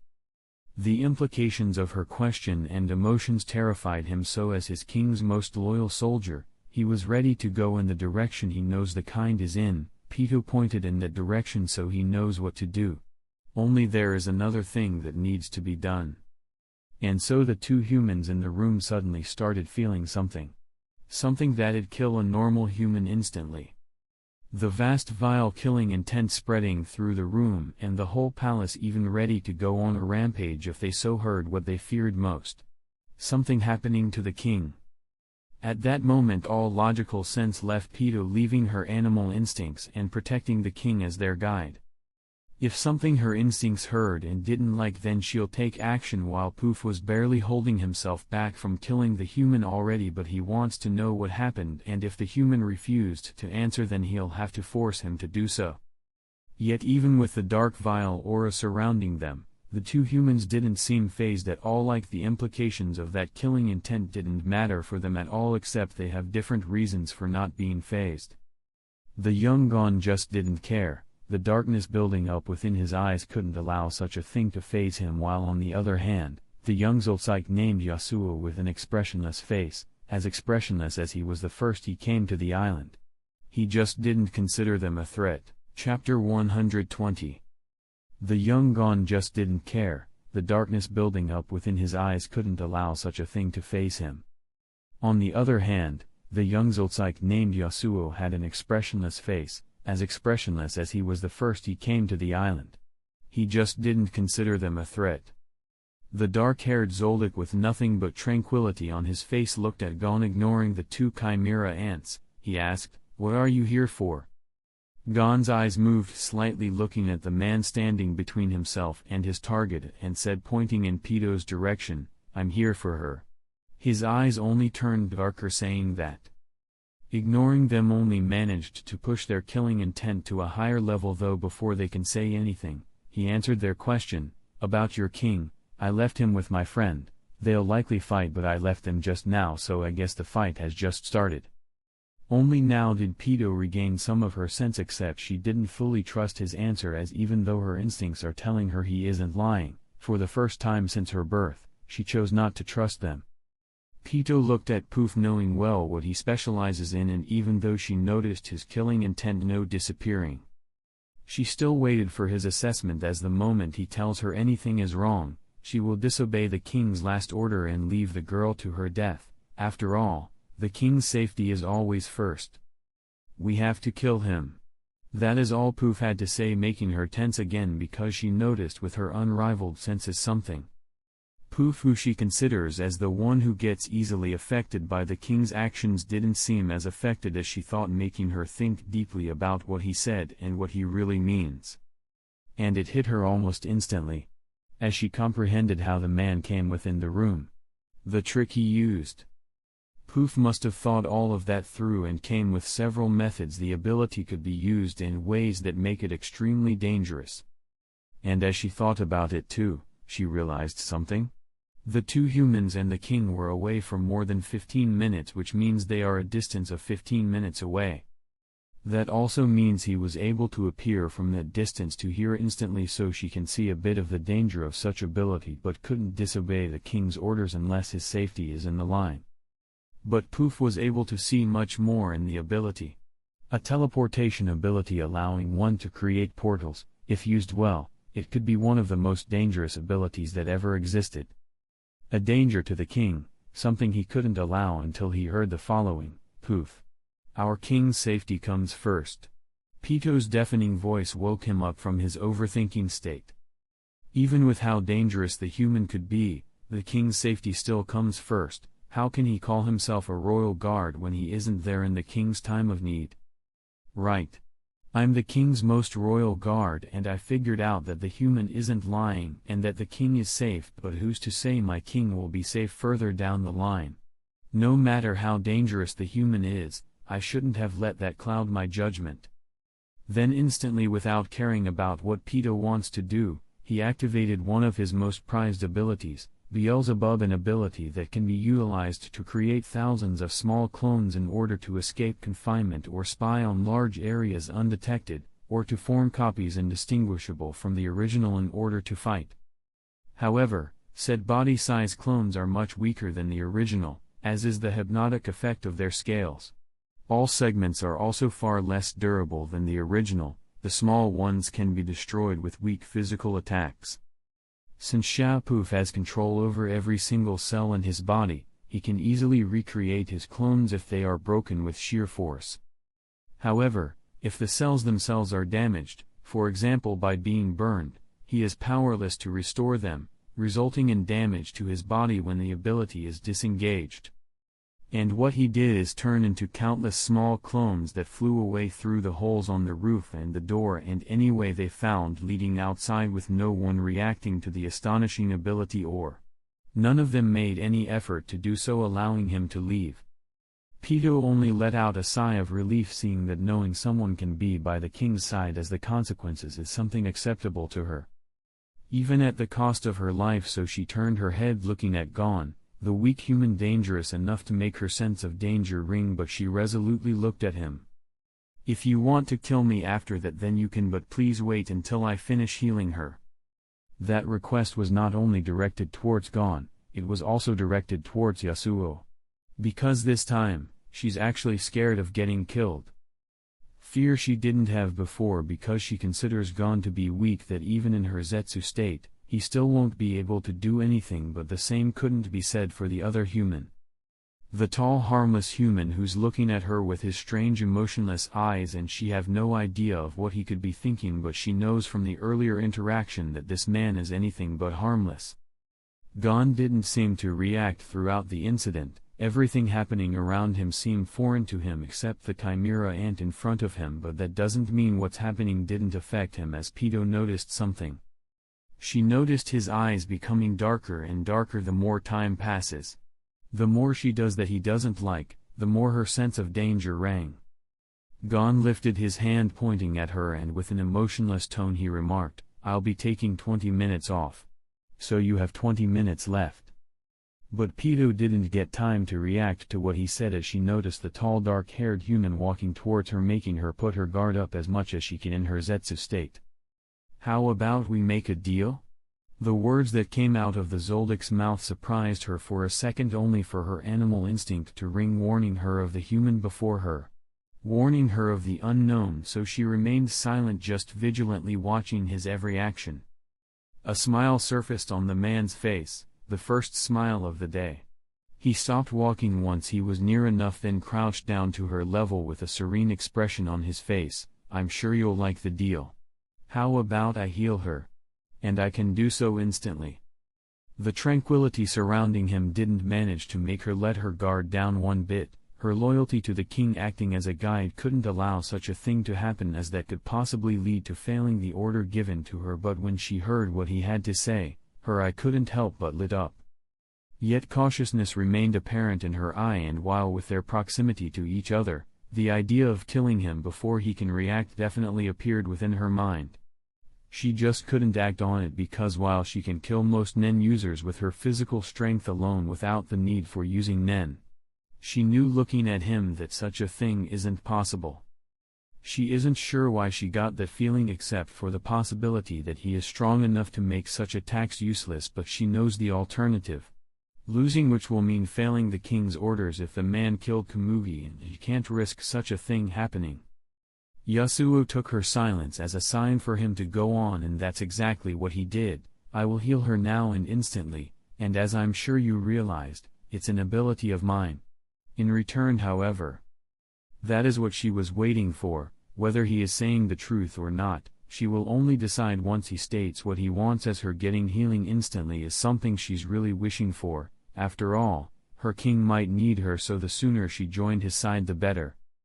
Gon again didn't react as he just watched and listened to Killua's brother as the latter continued. "You'll owe me one, and you'll do whatever I want for that favor unless it's harmful to your king and the royal guards. Just so you know, I have an ability that forces people to deliver the favors I ask, so know that refusing later is useless. It's an ability of mine. And you'll leave the girl with this boy's friend until you do what he wants." Pito's eyes widened hearing the simple request that once thought about becomes quite complicated. So instead, he explained it to her in his simple terms with his emotionless tone as he looked at her with his strange eyes as if looking into her soul. "You have to agree, as that wasn't a deal you're allowed to refuse." Chapter 121. Pito's eyes widened hearing the simple request that once thought about becomes quite complicated. So instead, he explained it to her in his simple terms with his emotionless tone as he looked at her with his strange eyes as if looking into her soul. "You have to agree, as that wasn't a deal you're allowed to refuse." Yasuo ignored Pito's expression that became even more vigilante with desperation apparent in her eyes.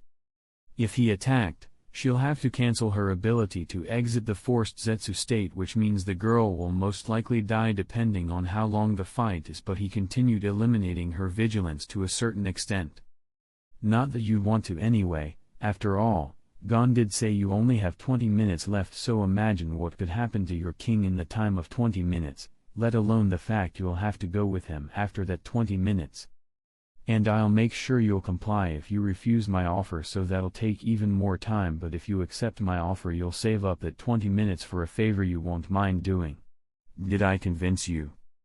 Pito frowned, facing the reality of the situation. She doesn't have much choice, but she still questioned to make sure the deal is fair. "How would I know that you won't use her again?" "It's simple, you don't. But I will leave her with his friend, who happens to be a kind-hearted kid to a certain extent, so she's safe with him, and I'm not interested in using her.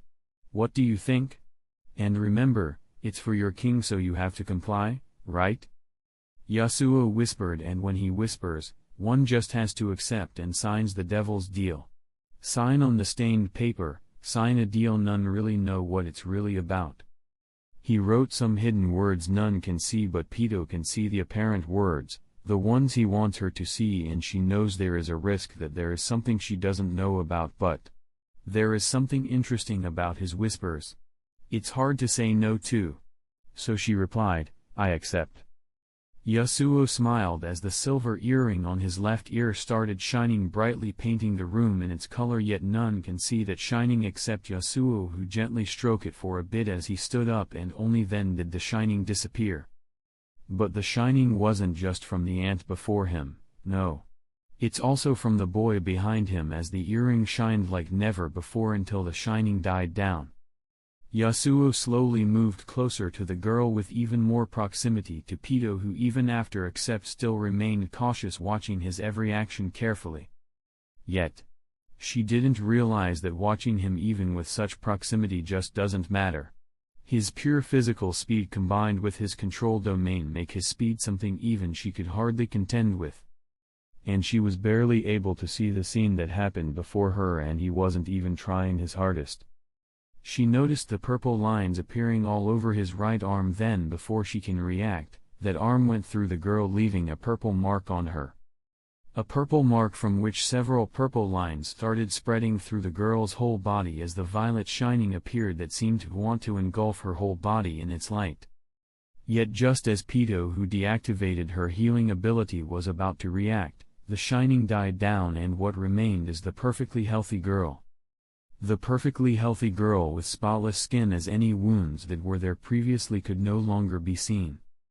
The restoration went to a level that the girl started waking up the moment the purple lines disappeared, fully healed, a miracle even Pito found astonishing. She found the difference between her healing ability and his is massive. Where am I? Where is the king?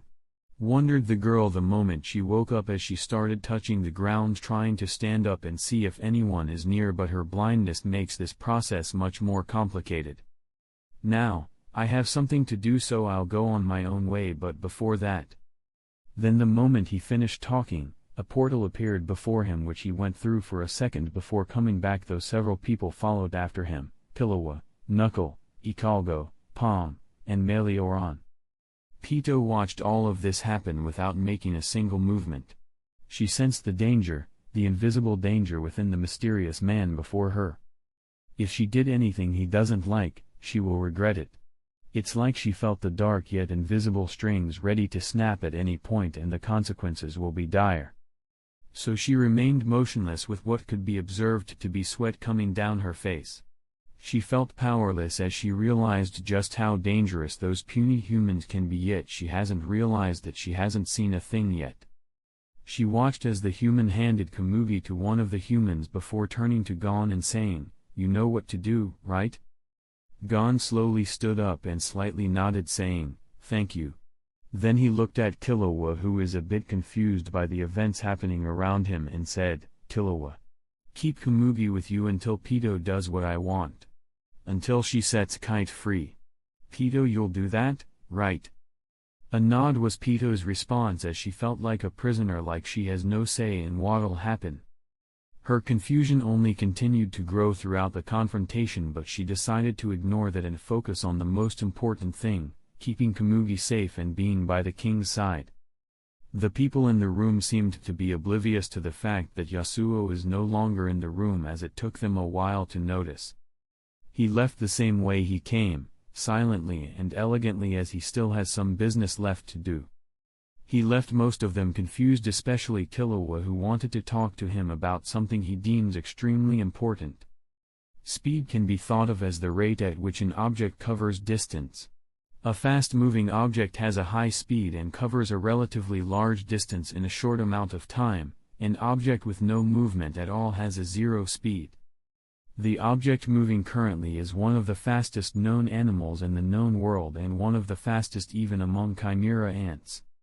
A speed surpassing Netero's hand speed, and that's the animal's running speed. If not for this particular chimera ant's inexperience, his speed could have been much faster. This chimera ant's appearance resembled that of a humanoid cheetah. He was also rather tall and slender. His arms and legs were built in a segmented fashion, similar to many other second-generation chimera ants.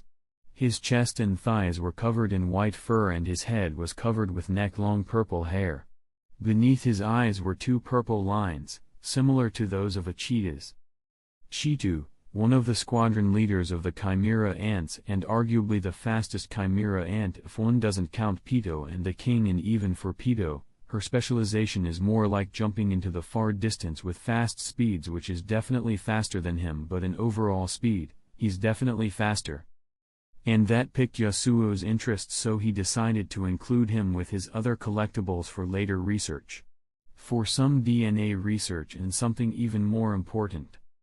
Chitu, a simple character with a great gift yet equal stupidity to almost negate it, someone who had faced Morel and lost, which makes sense considering how intelligent and gifted Morel is, making Chitu's speed look useless. And now he is in the process of looking for that said individual.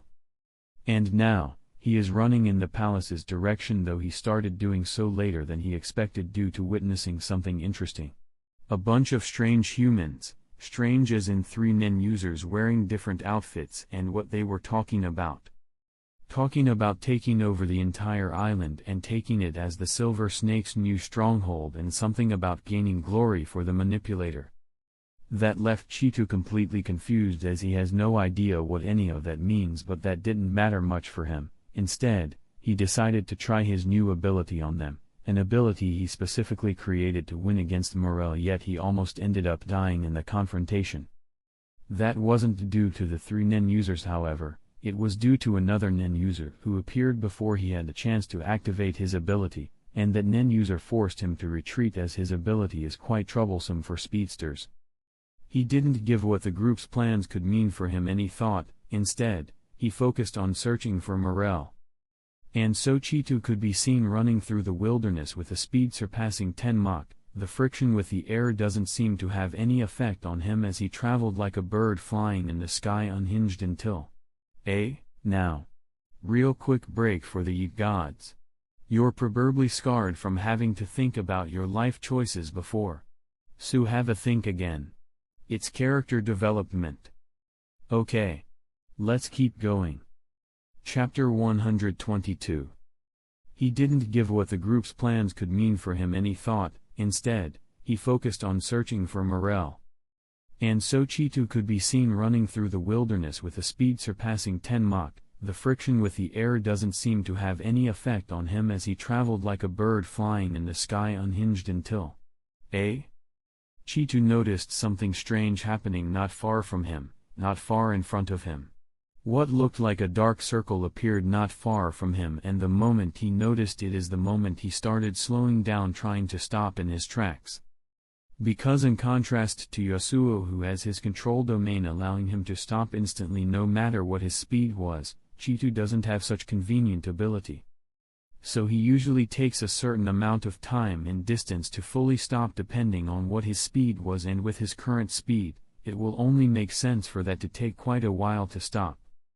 But the portal appeared too close for his speed to slow down completely until he comes to halt, but he can still change his running direction before he goes through the portal or jump above it. And even with how stupid he is, he still knows whatever beyond that portal can be dangerous and possibly a place not suitable for a speedster like him. But he also knows, however, that the enemy doesn't know of his new ability since he never used it before, so a smirk appeared on his face as he went through the portal, ready for what he could face. The brave soul that he is, he chose to ignore the possible danger, and what he faced is...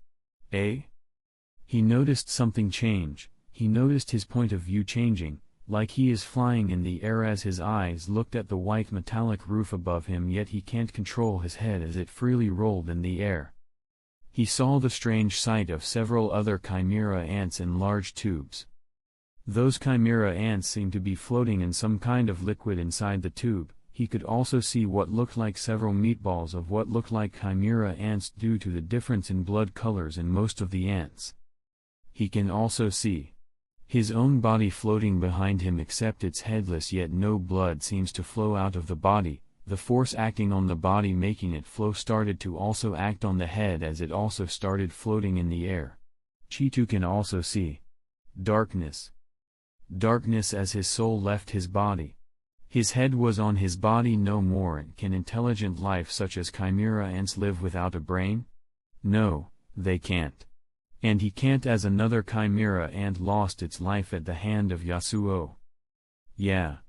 So predictable, remarked Yasuo with a smile of amusement on his face as he retracted the Aranan thread he used to take Chitu's head off. Well, it's more like Chitu willingly went through it with an astonishing speed, decapitating his head cleanly. Yasuo then controlled the body into one of the empty large test tubes, one of the many bodies he collected today, and that's across few minutes after he left the royal palace. Yet something strange could be noticed if one observed his current location carefully. One will notice that the lab he's currently in is the same one he had in the Kakan Empire, the same lab he built beneath the house of Morena and him. Usually, to teleport between continents, it takes him a few portals, yet from the earlier event, it's apparent he created a portal in the current island, with the other portal being in his lab. So there can only be two explanations: either he is capable of creating portals with a distance of continents away from each other, which he is capable of doing but tend not to do it as it's a waste of time. The longer the arrow threads he creates are the weaker they become, which also means his control over them weakens, making their movement speed slower, so he tends to take several portals to shorten the travel time. If he manipulated an arrow thread from one point called the source until the forefront of the thread gains a distance of several miles from the source, then by that point, the thread's movement speed will become way too slow and the thread will become way too weak. Instead, if he changed the source point continuously, the thread's movement speed will never slow down, and if he continuously creates a new thread, the latter will never become weaker. That's why he usually takes several portals between continents. And a thread directly to his lab is just not possible, considering how he created the lab, a perfectly specialized lab created to keep even the smallest of things from entering the lab, as it's constructed with the densest materials he could find, and he worked hard to make them even denser. The other explanation, and the simplest yet strange one, is that the lab he's currently in is actually on the island, but that becomes stranger once one notices that it's the exact same lab with everything exactly the same, even the same exact house above the lab with a Luca playing inside of it. And that is the right explanation: their house and lab just somehow disappeared from the Kakan Empire and appeared on this particular island. Those aren't the only things that appeared on this island, as the silver snake exited her long state of hibernation and set herself another target as per the wisdom of Yasuo. That should be enough time, huh? After about 4 minutes since he left, Yasuo uttered the previous words with his eyes completely blank as if blind, but there is a glint of light hidden deep within, like he can see more than darkness. Much more. Then he instantly disappeared, and not long after, he appeared within the military ground, witnessing the amusing scene. The scene of Netero fighting Miriam, a strange fight as Netero is struggling to cause any significant harm to the king. Miriam, on the other hand, is also struggling to reach Netero to cause any damage at all. The king observed and observed. Thought and thought more yet. He never found it, that pattern that everything is supposed to have. The pattern that'll allow him to break the unmovable rock before him, yet he found none. The man before him not only has an astounding attacking speed, the experience he gained from his long life allowed him not to make even a single mistake, nor did he found any pattern he can make use of. In the end, Miriam found out that just as that young human said previously, it's a battle of time. The human before him can't cause any damage to him, but the same could be said for him, so he'll have to wait until Netero becomes exhausted or make a mistake, and though he'd prefer the latter one, from how the fight has been so far, that most likely won't happen any time soon. The king narrowed his eyes, no feeling good about the situation one bit. The battle was seen through before it even happened, which means he was seen through by the young human. The human went as far as taking his words like nothing and not even taking him as a threat, and now, as he faces the old man, that uncomfortableness started to build up inside him. How can he be called the king if he can't solve the problems before him? How can he be called so if humans look down on him? It was at that moment that something changed within the king's heart, or more like a desire to be much stronger, the strength he needed to stop what happened to Kamugi from happening in the first place. He started thinking, what does he need to win? What does the old human before him have that he doesn't have? Are you done yet? I believe you came to the same conclusion as me. A voice sounded, not from Netero, not from the king but from the one who doesn't need an invitation. The intruder to all, the human who teleported away previously, Yasuo, who appeared not far behind Netero. The confrontation between Miriam and Netero continued, with any of them being startled by the voice. They're in their complete focus state, as if nothing can make them make any mistake, and Netero answered with his hands still perfectly in motion, performing the prayer motion needed for the golden statue behind him to strike the king. You know, since I had my first spare with you, I started training again, giving a significant portion of my time to that, and I didn't become stronger. It's something I've learned to live with across the years, but the several losses I've faced took a toll even on someone like me. I can't become any stronger. In fact, I'm becoming weaker and weaker, and no amount of training was enough to counter this. I'm just too old. Knowing the Dark Continent will never become anything but survival to me, and that the surviving will only become harder the more time passes, isn't a good feeling, you know. Chapter 123. I can't become any stronger. In fact, I'm becoming weaker and weaker, and no amount of training was enough to counter this. I'm just too old. Knowing the Dark Continent will never become anything but survival to me, and that the surviving will only become harder the more time passes, isn't a good feeling, you know. There might be some method to stop this out there, but it's just not for me. I don't think I will ever find a challenge that'll get rid of that feeling within me. Makes sense? Do you think I gave up too early? Calmness is all that could be seen on Netero's face as he performed a smile-punching motion with the golden statue behind him doing the same, sending Miriam away, yet no damage could be seen on the latter's body. All of this was happening while he uttered those tranquil words expressionlessly. He likes challenges, ones that could lead to his death even, but that doesn't mean he likes losing. He wants to face a challenge then against all the odds. He wants to step on that challenge in triumph, yet he couldn't against Yasuo, and he knows he'll never be able to do so, and now he faces another challenge. Yet the challenge before him seems so far, so foreign, like an untouchable bird flying endlessly through the sky, getting stronger and stronger, while he, in contrast to the flying bird before him, is but a mayfly. The sun rises as the egg hatches. Not long after, the immature form called nymph show itself, only to turn into what's called an imago not long after, as the mayfly spread its relatively small wings flying around. But no matter how much it flew, the mayfly knows it will never catch up to the bird. And time isn't on its side, as the mayfly's lifespan is no longer than 24 hours, so how can it face the bird? The situation here, however, is a bit different, but that should give an accurate description of how Netero feels. The king is a bird that was born. Well, a bird, and a grown one at that. While he was born a mayfly, and he had to work himself up. But even with that, he was never able to become a bird, even though he was born 24 hours before the bird, yet the bird in those few minutes became and was already something he can't touch. And so he experienced such a thing in the last minutes of his life, the minutes where his body started deteriorating as he became weaker and weaker, increasing the distance between him and the king even more. As for the distance between him and Yasuo, he doesn't know the latter's full power, so he really can't judge. There is, however, something the king didn't take into account. There are too many mayflies, and they'll only continue to reproduce in bulks. A never-ending stream of mayflies can even consume a bird, no matter how big it is, especially considering the mayflies we're talking about are intelligent and curious creatures. Humans. We can think.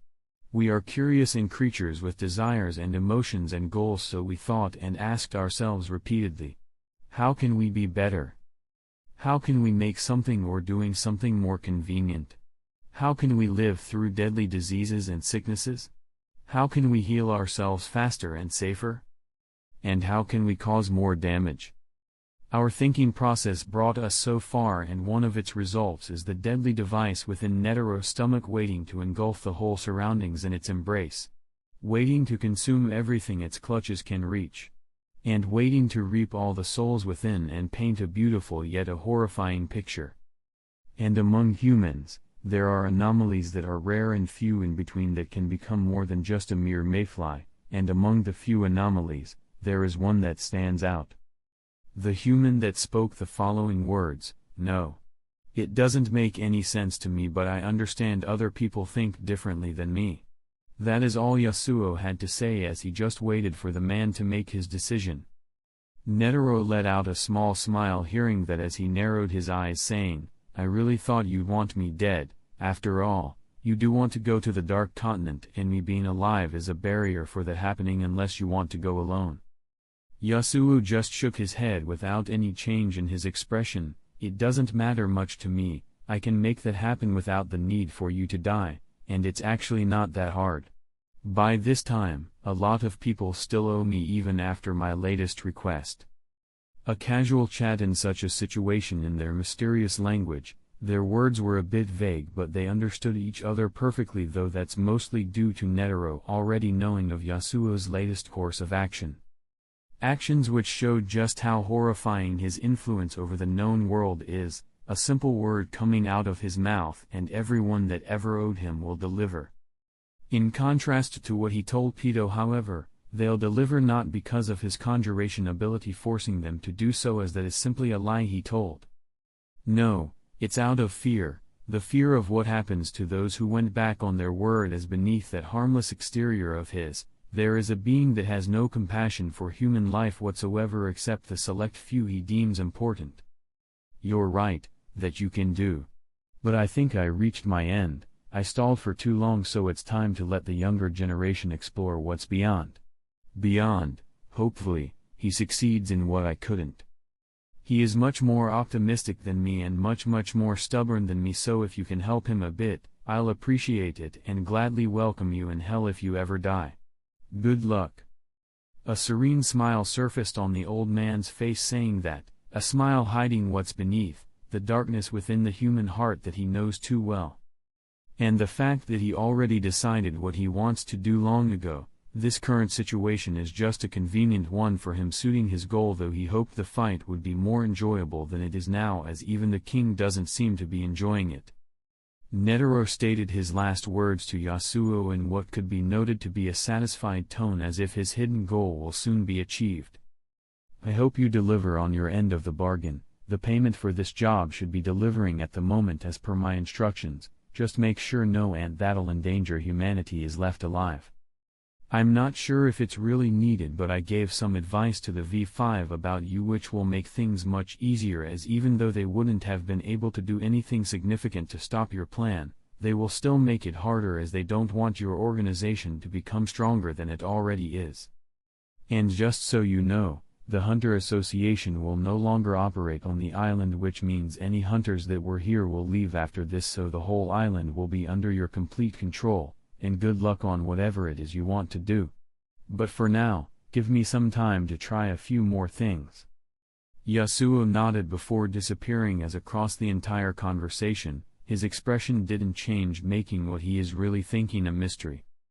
Only then did Netero state something completely different than what he said earlier, as his expression changed into a stern one. "He's troublesome, isn't he? While what I said earlier wasn't a lie, the most important reason is quite simple: if I lose the fight, I die; if I win, I live, so please humor my next attack." Miriam seemed to get out of his daze. He wasn't at all offended by their casual chat in front of him. In fact, he was completely focused on himself as he started the process called visualization. An ability is being created, and creatures such as chimera ants, they find creating ability much easier than humans, and that's especially easier for the king as he stands atop chimera ants, but that also depends on the ability one wants to create. The one he has in mind is quite simple, as he wants to create it to solve the problem before him and possibly any problem he might face in the future. Only Netero didn't give him much time, as the moment he finished talking, he activated his most dangerous ability. Zero hand. Then, before Miriam can react, a golden statue seems to ignore the laws of space, appearing behind him. The massive golden statue, whose hands started moving with what appeared to be a slow speed, which in reality was a speed fast enough to not allow Miriam to do anything, as the statue held Miriam gently in its hand. The statue opened its mouth, which is but a black hole facing Miriam, who is inside its hand, unable to resist, the black hole that seemed to want to devour everything around, except that's not its purpose, as the next scene testifies to that. The scene of every last ounce of Neteros aura focused in the statue's mouth before mercilessly firing it as an enormous flare of unparalleled destructive power. Chapter 124. The scene of every last ounce of Neteros aura focused in the statue's mouth before mercilessly firing it as an enormous flare of unparalleled destructive power.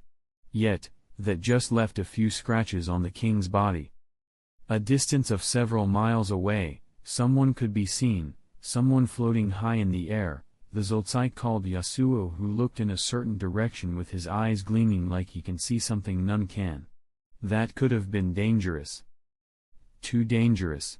If I appeared a little bit later than I did, that would have led to further consequences down the line, making the fight a bit longer, which will give enough time for Miriam to create a simple ability. But for someone as strong as him, simple abilities for him are too complicated for average Nen users, thought the Zoldyck while lightly stroking his earring. Yasuo saw what none else remembers. He saw futures where his plan became quite more troublesome to go through, and the returns for all the planning he did became too low, much lower than the expected results.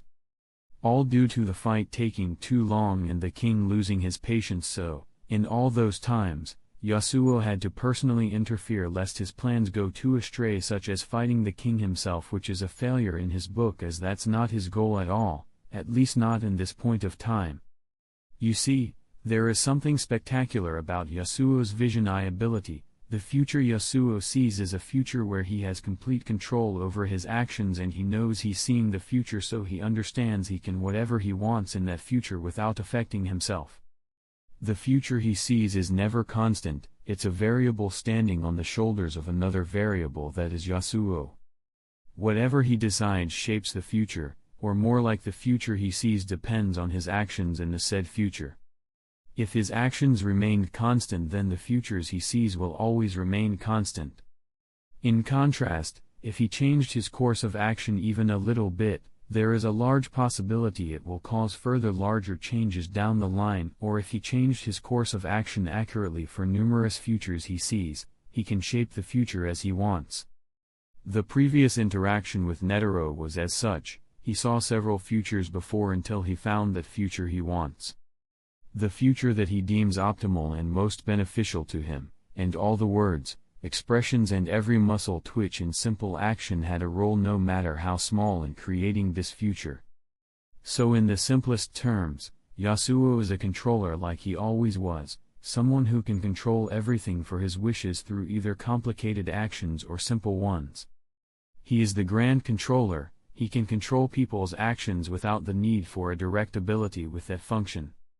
If he wants someone to say yes, then among the numerous futures, there is one where it's possible, so technically one can only say no to him if he so wished. Of course, there is the limitation of how far into the future he can see and his limited aura pool, making such a thing harder.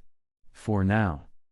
Yasuo observed with an emotionless expression on his face. He looked at the distance, with the desert being the only thing within his vision as far as one can see, but that's not really what he's looking at.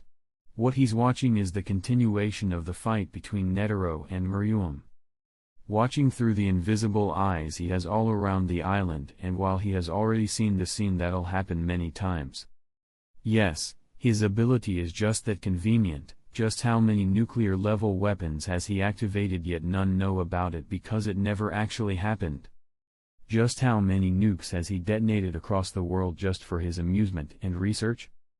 How many humanity-destructing weapons has he set free for similar reasons? He set the calamities to consume the world, only he didn't have enough time to fully see the result before he expended all of his aura looking into the future. If only people could see the beautiful scenes he causes, albeit very few would consider them beautiful. And he has seen a lot using it. Things that would have otherwise been impossible to do at that point in time became possible because of the ability, yet even with how miraculous this ability is, he still considers it only the third strongest amongst his arsenal. At all times, he was keeping his invisible eyes on the whole island, He saw and is seeing the silver snake poisoning the island as the smaller snakes helped to make the process faster. Bloodbaths could be seen everywhere, bloodbaths caused not just by chimera ants but also by the new sneaky intruders. He watched Pito running not far behind Gon, who is guiding her towards Kite's location, and he watched the two other royal guards Poof and Yuppie, who are heading towards the king's location and aren't far from it. And the two royal guards watched as a beautiful yet horrifying scene appeared far in the distance. The scene of a beautiful mushroom that rushed to the sky as if celebrating its freedom, its release to the world. A fallout cloud shaped like a beautiful blooming rose, poor man's rose, a type of low-budget and small weapon of mass destruction that has frightening destructive capabilities. It is cheap and can be mass-produced in short amounts of time and is favored by small dictatorships because of that. The poor man's rose had bloomed 10 times over in more than 250 countries, taking away the lives of 5,120,000 people. When its usage in a capital during a terrorist attack caused 110,000 deaths, an international treaty was established to forbid any further production. However, more than 80% of the countries that are possessing the bomb did not dispose of or ban the use of the pre-existing bombs.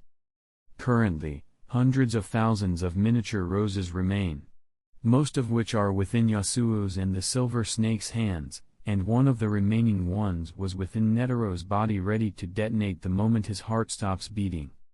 The bomb that just detonated, possibly taking the chairman's life with it and possibly the king's as well, but Yasuo knows and can see the king within the burning lava almost completely dead with half of his body in ruins and the other half. There is no other half yet, his life hasn't ended just yet. The bomb that consumed all that's around, creating the cloud that'll stay standing for a while and changing the area into a small volcano, creating flowing lava everywhere within. The slight wind seems to work into the bomb's desires as it worked to push the dark smoke further and further, looking for more prize to consume. The dark smoke, which contains more than what meets the eye, showing just how much desire for destruction was put into making this kind of bomb, the darkness that makes the bomb even more dangerous, even more deadly. Instantly the two royal guards' eyes widened. The scene before them is happening in the direction where the king went, so this can only mean one thing. Realizing this, the two shouted in unison, "My king!" before flying as fast as they can towards the burning volcano, ignoring whatever danger there can be. Yasuo slightly smiled, uttering the simple words, "Done, now I just need to wait for a bit," before he disappeared with a slight wind like he was never there. The gears of time moved as he patiently waited for the promised day. The fated day fabricated by his own hands, but for him, this is but a single phase of his plans. However, he considers it the most important phase of all, as this is where he'll transform to become what his first life didn't permit him to do. To break any barrier that could even stand before him, and the method he found is quite simple and convenient, something he might not possibly find in another world. Yasuo looked at the sky with his glittering, thinking of the final phase. At the end of the day, his most prized abilities are his vision eye ability coming third. Coming second is his conjuration ability, his mysterious conjuration ability that was never activated but that won't be for long. His greatest creation, however, will always remain his control domain, which is a core part of the final phase. Absolute control is its future, but now he needs to focus on something else as the time for the orchestra to start playing has come. Every piece lined up and every piece of the puzzle already solved. Everything perfectly timed as the two royal guards found the king. They found the barely breathing with the remaining upper half of his body completely charred. They cried, almost believing he's dead, until they noticed that faint breathing and knowing the king is still alive brought great joy to them. They found a way to heal him using his greatest gift and power, an unused power definitely befitting of a king. Chapter 125. They found him barely breathing with the remaining upper half of his body completely charred.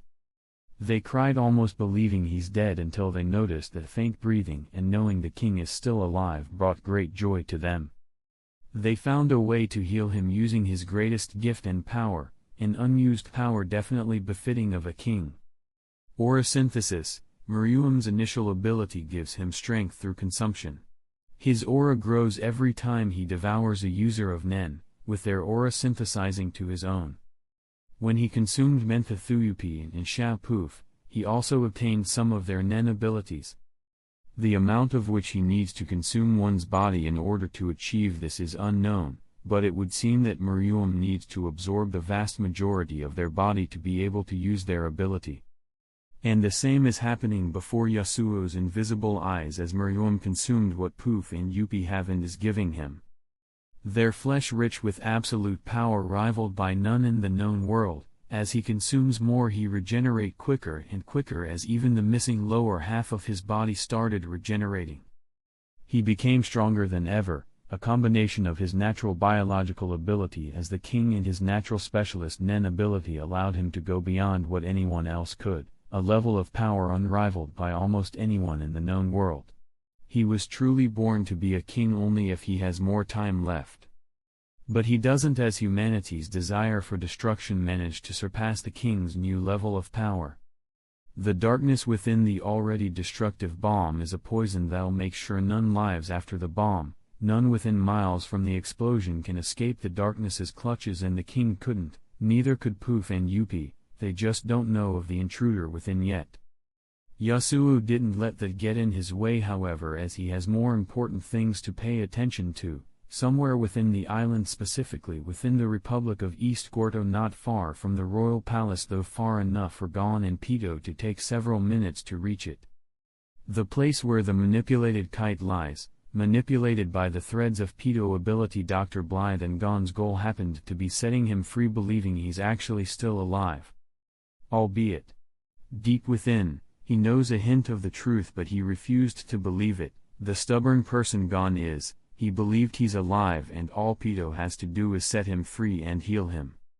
This isn't out of naiveness, as that's far from the truth, this is out of pure desperation of the adventurous soul within. The desperation that continued to accumulate until the kid reached his breaking point, and from that, darkness started to accumulate, waiting to be set free to engulf what the young soul wishes it to. The trigger to release that darkness happened to be Pito herself, the darkness that'll set out to take her life. Liar. Coldly stated Gon, with his knees on the cold floor. His eyes seemed to lose any signs of life, tears fell down his cheeks. The air around the whole room changed. The air changed as the darkness within was set free. Gon slowly stood up, the Gon that brought an amount of fear out of Pito she couldn't have imagined possible. She looked at what was once a weak human and what is becoming something else entirely. I don't care. If this is the end. This is the sign Yasuo was waiting for, as he appeared to be hovering with the bright moon floating behind him, and waited for a little bit. He then smiled before uttering, "A field filled with what I desire. Filled with what'll help me break my limits, negating the restrictions I found. So let's go, shall we?" The moment he finished talking is the moment he disappeared from his place. No matter how much proficiency he gained in using the portal's ability, he was never able to create portals instantly. No matter how small of a time it takes, it's still an amount of time, making it almost instantly instead of instantly. So even if it appeared as if he creates portals instantly, it actually takes a certain amount of time, and it takes much longer when he creates a portal and control it to move around him instead of leaving it in its place and going through it, although he rarely does so. The consumption for moving portals around is way too high. But he started using it quite a lot recently, that's why he appears as if he teleports. In fact, the source portal he creates engulfs him, teleporting him before disappearing, and with his continuous training and perfect control, he was able to make the process so fast it looked instantaneous for people that are relatively weak. And the king and Netero were able to see the process clearly, but seeing the process doesn't mean they could react to it, as the process is just that fast. But again, it takes a certain amount of time, no matter how small it is. While his current disappearance is quite strange. What happened and what Yasuo sensed is a movement in space the moment those words were uttered. Since Yasuo was able to sense space with his domain long ago, he messed around with it quite a lot and trained in manipulating space a lot.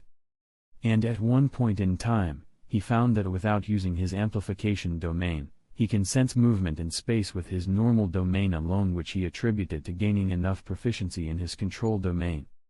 And the movement he sensed in space was strange, to say the least, and at that moment, he truly teleported instantly, but not with his ability, it's something else entirely. Years ago, Yasuo made a wish for this day, anticipating its arrival. He made a wish to Nanako when he was in Greed Island, a simple yet vital wish for his plans.